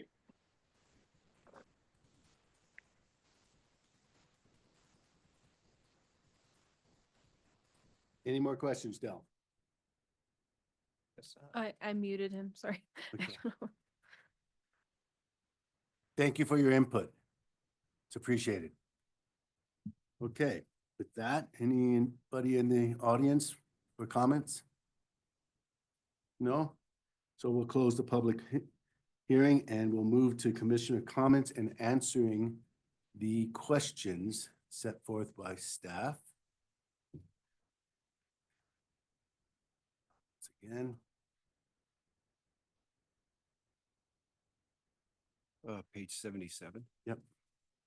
Got it. Thank you, Mike.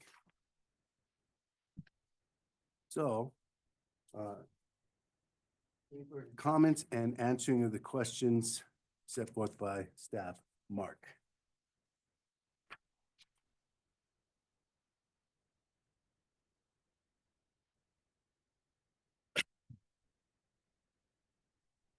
I feel that the proposed building as it's drawn fails to meet the quote, seek to create a residential feel within the parameters of the building medium, meaning the modular units. And I believe that the applicant is capable of providing a more attractive exterior finish that would be more compatible with what we expect in Breckenridge.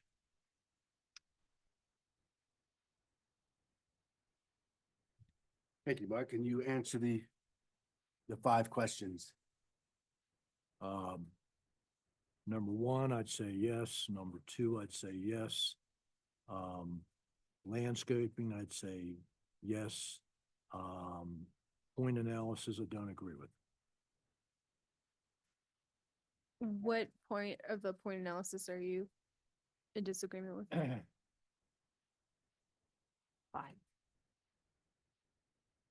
And I meant to ask this question. I don't understand why there are 2 points being granted for the curb cut on Wood Way, which is already there, and the parking, which is already there. So there's an existing condition. Why do they get 2 points for it?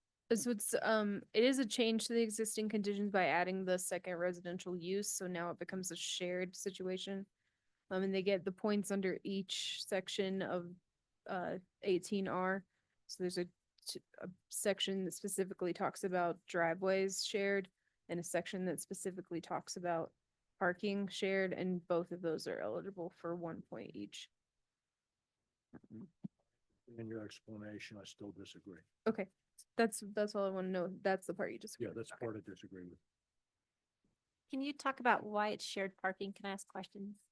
No, We'll about get to you here in just a moment. Okay, well, we're just kind of on that topic, so just curious about that. Mark?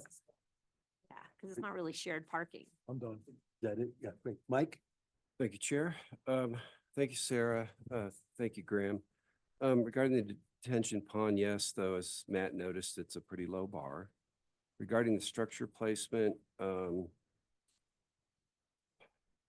barely yes, with the caveat that question isn't really there, but I think the dead end parking configuration doesn't work. And then I also note that the main circulation goes right by the doors to the trash, and they open up into the parkway or into the route of travel. And that there's very limited sort of pedestrian route except for that back northwest corner. That flows into number 3, landscaping, which focuses on the screening from Park Avenue. I get that, but there's virtually no landscaping elsewhere in the project, which I think is lacking. So I disagree with the point analysis. I think that a landscape architect should spend a little time and soften this building within the parking lot. We all. Go ahead. Go ahead. Finish. Well, we all respect it's a challenging project and budget, but I don't think you're there yet. Additional comments, I've sort of made those. And Sarah, may I help you or?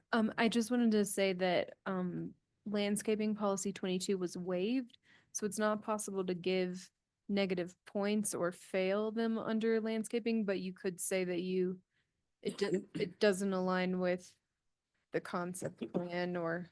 Okay, what Sarah said. Thank you. What you said. No. Thank you. I appreciate your insight there. Thanks, Chair. Thank you, Mike. Susan? Okay, as far as drainage, I agree. For the structure placement, I much prefer having the building moved away from the hill. And actually, you mentioned in your report, but we didn't really talk about it, the notion of adding balconies on the west side. And I would support that, to provide more airflow and light into these units, and so many people living in them. I did wonder about the same point that Mike is talking about as far as landscaping. There's nothing in front of the building other than parking spaces. And I wouldn't mind seeing some shrubbery or something, even though policy 22 is waived. I think that it could soften the appearance of the building.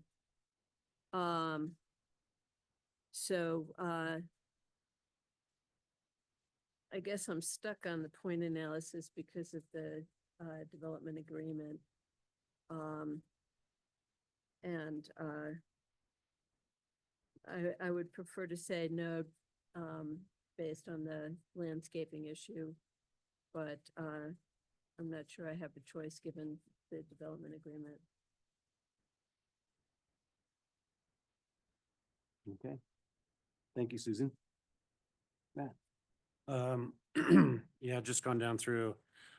I think the drainage, the detention pond is kind of a play to just gain a positive point. And seeing that there's only one inlet. If the whole site was being drained to the detention pond, that would be one thing, but it's not, so I'm struggling with that one. Structure placement, I think given the slope of the hillside, it does provide proper screening, even removed from the hillside a bit. Landscaping, well, as others said, it sure would be nice to have a little bit around the structure to just soften it. So the point analysis, I struggle with the drainage and also the shared parking. As far as awarding points for both of those. And that's all I have. Thank you, Matt. All right, so structure placement seems to match our historical buffering location from the hillside. So I agree with that. Oh, wait, I skipped the drainage. The drainage, I'm undecided. Can I be undecided? I would love to have feedback one way or the other. He but- kind of convinced me, like, why are we giving this point for this drainage and what's so special? Because they have the trees in front of it, but that's all part of the screening landscaping. We're giving them, I think it is like a planted and vegetated, which has been the threshold for, I mean, we have pretty ample precedent for that one point. Versus if they had a concrete detention or even like a rock or, something has no. space. Okay. I guess I'd like to see more detail on the walls on that. Maybe I missed it, but that would be helpful in this decision. And then on the landscaping, as far as the tree buffer, I think having some landscaping around the building counts towards that tree buffer. And then for the point analysis, I guess I don't agree. I'm stuck on it too. Also because of the parking is not being shared by both, at least the way I'm understanding it. And then additional comments. Yeah, I think we just need to have more of a residential feel outside. A balcony was a great idea, so people could at least sit outside. Or if somehow these parking spots could be converted into something outside in the summertime. I think that would be really help move along with this residential feel 5A requirement. Yeah, that's all I have. Thank you, Elaine. Alan? All right, drainage. I definitely agree with the point. If anyone wants to come up to the Wellington neighborhood and see our rock-filled drainage ponds, I'm glad to give a point to landscape those drainage ponds. Structure placement, landscaping, and point analysis, I'll say yes, because we're tied by the development agreement. And I'm kind of, we've had this discussion with town council multiple times. They enter development agreements without our input. And I think they're missing a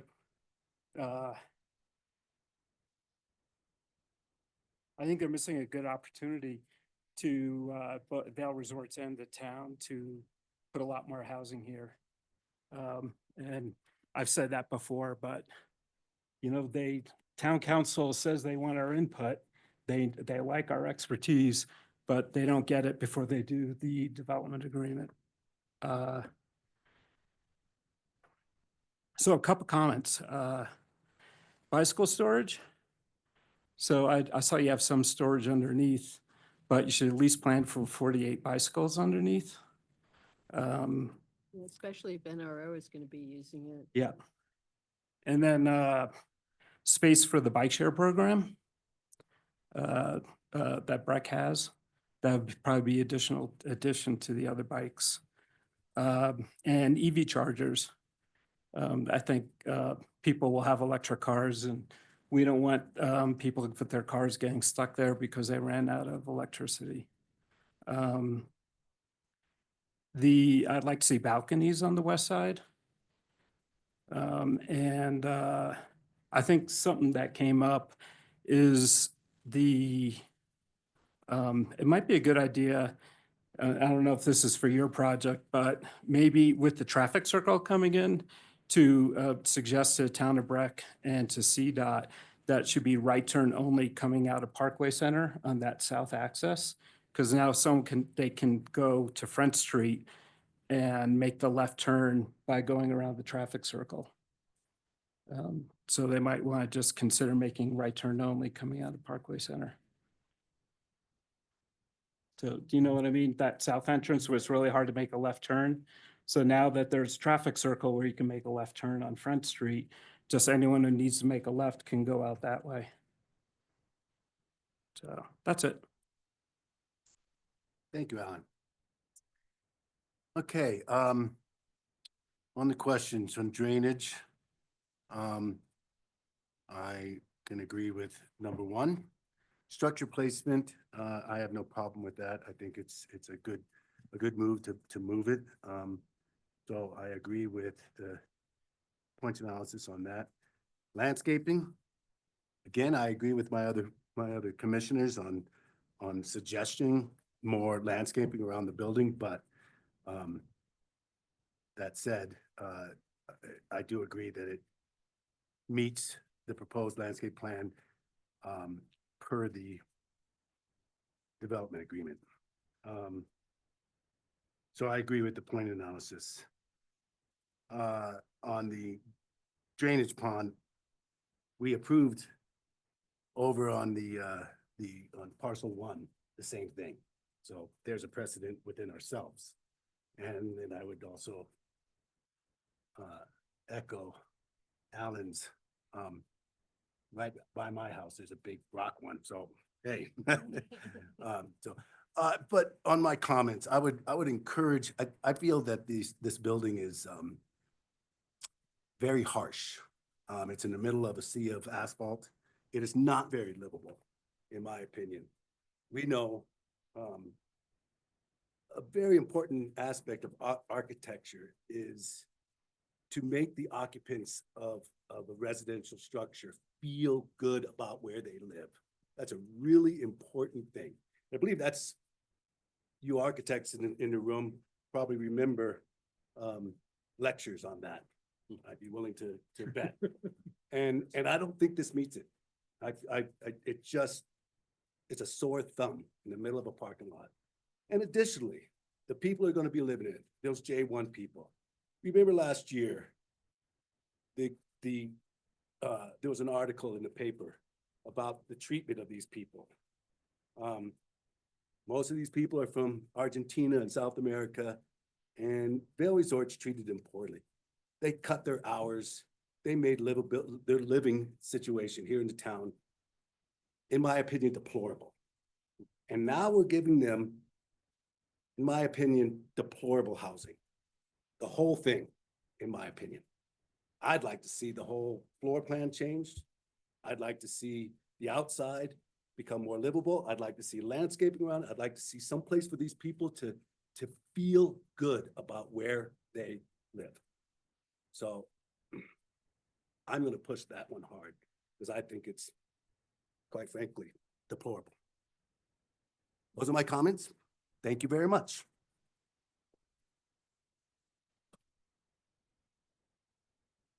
Can't hear you. Come on up. Come. Wants to give some clarity or get clarity?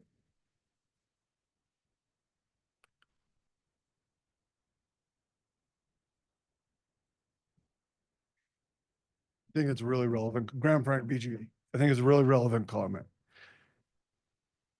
Again, trying to work on the canvas we had. Some of the ideas that we've thrown around, again, being governed by the development agreement. The multi-unit platform with a single hallway is obviously not the most, you guys can see if you put the plan on the screen, right? You're losing square footage on either side of the hallway. Wait a minute. I just want to, I want one piece of clarity. We've gone through the full process in this meeting. We're not reopening this. This is I just wanted to not get how- one piece of this is feedback. not how it's supposed to be structured. The chair has spoken. My understanding was you were asking for some clarity on something. We can do that. but- Okay, so my question is, when you talk about livability and floor plans, we have looked at exercises of, call them studio units off that hallway versus, these contiguous, more pod dorm style. Is that going towards the road? I want to make sure if we're going to try to make changes to pacify those concerns, are those the type of things, utilization of space, single unit living, that would speak more to your concern? Thank you. First of all, the layout of the dorm style, I'm not really addressing that per se. I think it's shoving a bunch of young people who don't know any better, who don't know what they're gonna come into as they sign these J1 agreements and show up here and they live in these conditions. I don't like it. You guys have a team of architects who have way more experience in this than I do, and I suggest that you look at it with a little bit of heart for the people who are going to be in there. So that's my concern about the floor plan. The exterior it looks like a commercial building. It has as many of my fellow commissioners stated, it has no appeal to hang out, to feel like home. It has no landscaping around it. It has a sea of asphalt around it. There's no place. Now, granted, I understand the main use of this is in the winter for the J1s. I get that. And in the wintertime, people aren't really hanging out outside. But there are times in March when it is nice. And giving people a place to gather other than in this dorm style space, someplace to get away, to smoke cigarettes, as you were stating, or whatever it is they want to do. I think it's really important to making these people feel good and feel welcome in our community. And so in the summertime, I can see converting some of these spaces when they're not being used at all into some sort of recreational area for them. But I'd look at it strongly in the wintertime too. And yeah, some trees and some balconies and I just feel like it's a, not as bad as the Boulder dorms, which are horrendous, but kind of for our town. And they live right across the street from these beautiful townhomes, beautifully landscaped, and they're shoved over here. Duplexes. The duplexes you're speaking. Same difference. So that's my feeling. When I looked at the plan, Graham, I just was really sad. No, that's helpful. Mike, sorry for going against the grain. That's helpful feedback. So thank you. Can I add a comment? Sure, go ahead. Just to further what Ethan is trying to say, and this is directed to Bill too. A box is a box is a box. And you can take a box and depending on how you decorate it with what you put on the outside, you can make it look like a warehouse. And I've seen better looking warehouses than what is drawn here. Or you can make it look like something special.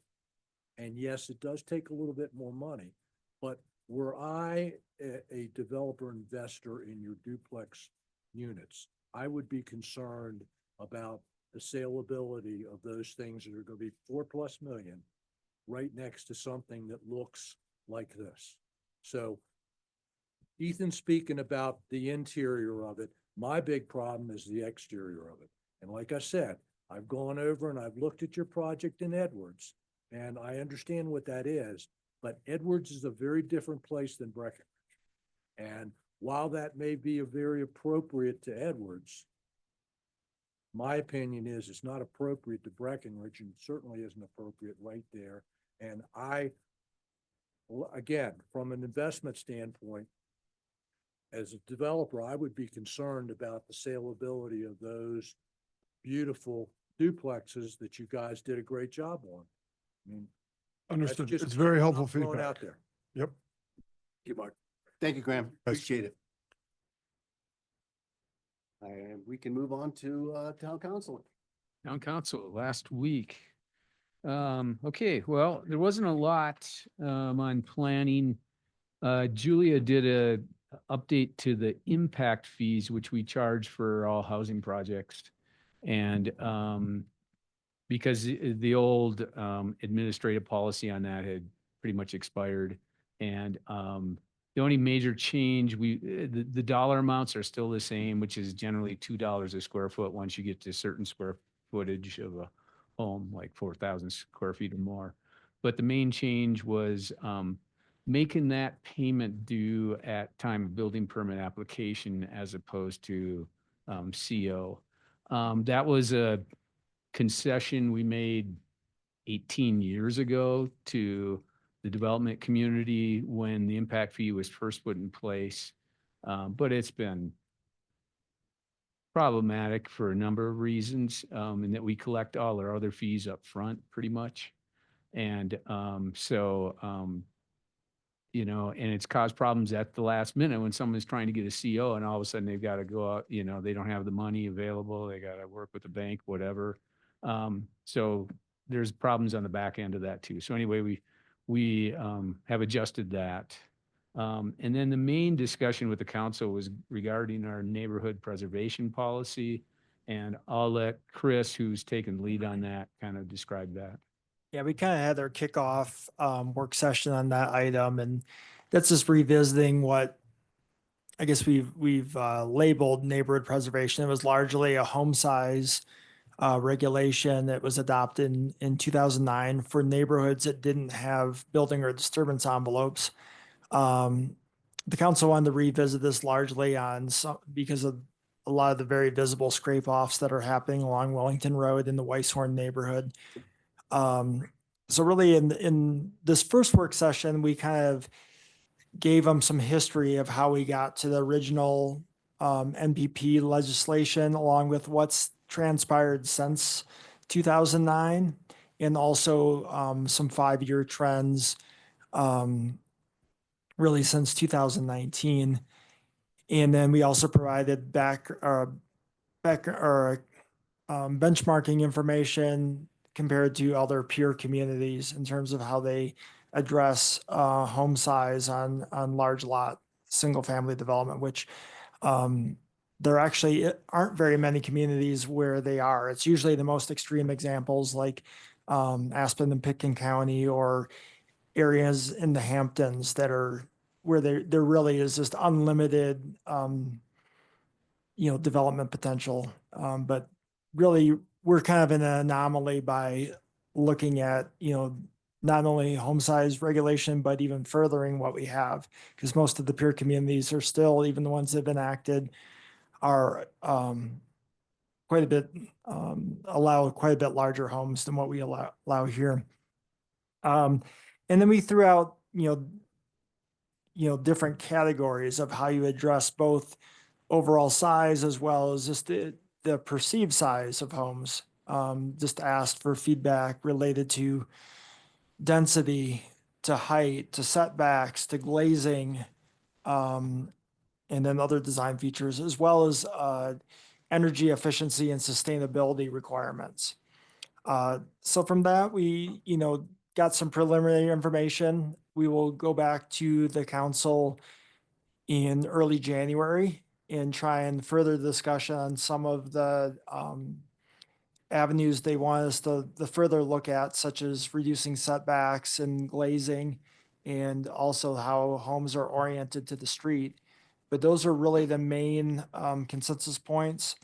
In addition, they were also would like to push for, I guess, a greater requirement for recycling construction waste if you were to scrape off homes. But this obviously is not an exhaustive list at this point, but this is just some of the highlights of things they wanted us to look into. There wasn't a overwhelming, there wasn't a consensus of individuals that necessarily wanted to limit the square footage further. They kind of were looking at or putting other things in place that maybe would address a perception of how large a home is. So that's kind of where we are. But again, to say that we have a completely clear roadmap of where even the council wants to go at this point, I think the next meeting it'll probably be a little bit more refined. And then we'll also find out, what the opportunities for the public to comment on some amendments to the code are. We did provide information, the background, that was really a 2-year process with lots of public feedback opportunities. But we still don't know what the roadmap is this time, because the previous experience, we did go to, a much more restrictive regulations on density. So that did require a lot of community buy-in. This time, if it's I guess more design based, maybe that won't require as much. So with that, there'll be more to come. And obviously, I think after they kind of set some guardrails or where they want to go, then they'll probably ask the planning commission for feedback, and they'll be more involved in the process. And Chris, that was helpful. Thank you. When you said previous, you meant when they limited it within the conservation district a few years ago? No, when they previously established home size limitation, above ground square footage limitations in 2009 for, yeah, this is completely removed from the conservation district. That's really, and that's a good point, Mike, because I think, to be clear, I think everyone's very comfortable with where that is. They're more concerned with the areas outside and really the perception of how big homes are. But yeah, 2009 went from unlimited density to limiting above ground square footage in lots without envelopes. Yeah, 2009 was a pretty protracted process, and we originally came in with some proposals for limiting home sizes to a certain square footage in neighborhoods that didn't have disturbance envelopes, and got a ton of pushback from the public. And so then we revised that. So, but yeah, it was a pretty ordeal. Yeah, I think if I was to summarize where we are at this point is, I think there's concern from every council member on this issue. but I guess what they're concerned about varies quite a bit. You know, some people, just the overall energy consumption and waste is a really big issue. For others, just the general character of what's being constructed is the biggest issue.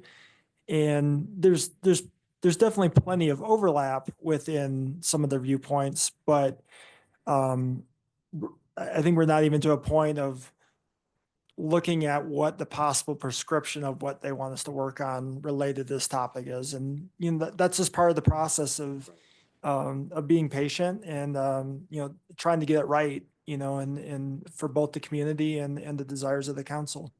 When they were here and we spoke to this issue, that's one of the points that I made to them, is they really need to go back and decide which things are important, which things are unimportant, and which things are critical.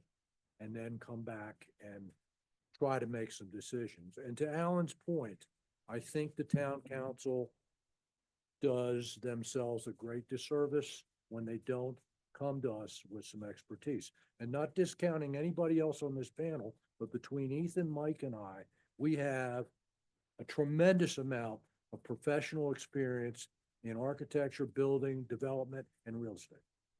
And the town council can choose to go their own way and not ask for an opinion. And they lose a lot of good knowledge and information by doing that.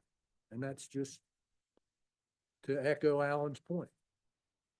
I think another question, something I raised in the work session on this issue is, I think what would be helpful is to do a census of what are what in the areas they want to impose this.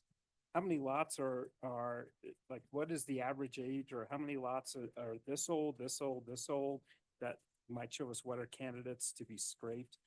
I wrote, as I said, I think the cat's out of the bag. I wonder if we're putting a lot of resources into something that really, I mean, are there really any lots left on Wellington Road that by the time they get this passed, that aren't already going to be improved? And does it really matter how we feel about things that are on Morningstar or further down Royal Tiger? They're not seen by everybody. And I just wonder if we're putting a lot of energy into this without, when, you know, it's already happened. Yeah, and we've actually, I mean, Julia, to credit her, she did a ton of research of existing conditions for the first go around, which we kind of built upon. And then with our permitting software, we were able to see really what's happened since then. And we actually have so much data. We tried to parse it down a bit for the staff report, but I think it would be good reading if you're interested. The memo, it kind of shows where we are and what the size is for in comparison, because that was one of the things we wanted to point out is there's been fairly steady, you know, it's been a consistent amount of scrape offs from year to year. It maybe hasn't spiked as much as what the perception is. It's really more about the location of where they have been more recently, but there's been quietly scrape offs occurring in the Weisshorn for over a decade now. But I think just having several at once within a couple blocks of one another on Wellington is what drew attention to it. But if you look at just the overall volume on a year to year, it's pretty much the same as it was in, you know, 2015, 2017, et cetera. But that's not to say that maybe people did have concern or do have concerns about that. They just, now it's been heightened because of the exposure. There's And also a little bit of hypocrisy between trying to limit what's going on in Weisshorn. And then we just approved, or town council just approved the development agreement where they're going to extend Timber Trail, where we have huge homes with enormous density that are 10 feet apart from each other. 7,500 square feet. Yeah. 75 and they're not 10 feet apart. So they're going to be a little, their setbacks are The greater than current, the the existing. current timber trail is, yeah, it's not 10 feet apart. It's they actually, But we're talking about a perceptions here. right. And you drive through that neighborhood and it's like, my gosh, you don't see any open space. Yeah, to clarify that, Timber Trail for the development agreement, they did agree to a cap, including garages and everything else of 7,500 square feet, both above and below grade. And then the building or the envelopes they'll be required do have to meet the subdivision code in terms of the setbacks, the 25 feet, the combined 50 of anywhere, but I just think there needs to be consistency, yeah. But we're also gonna be looking at this same thing happening in the next place is, Warriors Mark. It's all gonna, that whole place is gonna get scraped. So. But I guess Warriors Mark, the point out, their existing FAR is much smaller than what is the Weisshorn or some of theirs, but Susan's been patient and has a comment. Well, and, you know, I mean, I understand why people are concerned about Wellington, excuse me, because they're driving up and down, but there are plenty of places still on Gold Flake, on Pine Street, that are equally candidates for scrapes. And I think that it has already been changing the character of the neighborhood. And it will continue to do so. So I wouldn't ignore the surrounding area, you know, even on the other side of Wellington, because it, you know, we are losing existing homes. Yeah, it's gonna happen in its Highlands, and then the cost of the dirt up there, those houses are gonna be, everybody's gonna want, you know, 6,500 square feet is now small.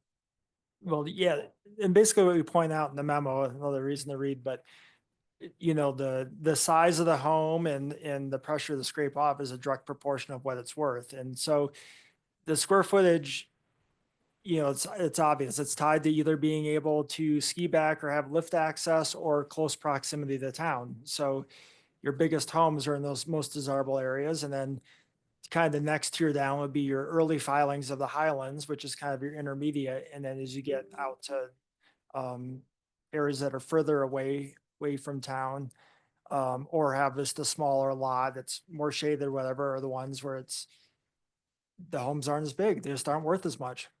I'm already seeing houses that I built that are candidates. Hate to say it, but it's true. What's that? And you're bidding on them. No, I'm done. I'm done. I do think with the, you know, as scarcity of vacant lots increases, there's gonna be more scrape offs. Yep. I mean, in Frisco's, they're scraping all the time. That's the thing. We run out of lots and the big dollars are here and they want big fancy new houses. Talking to realtors, and I talk to realtors, I have a house for sale in Ohio.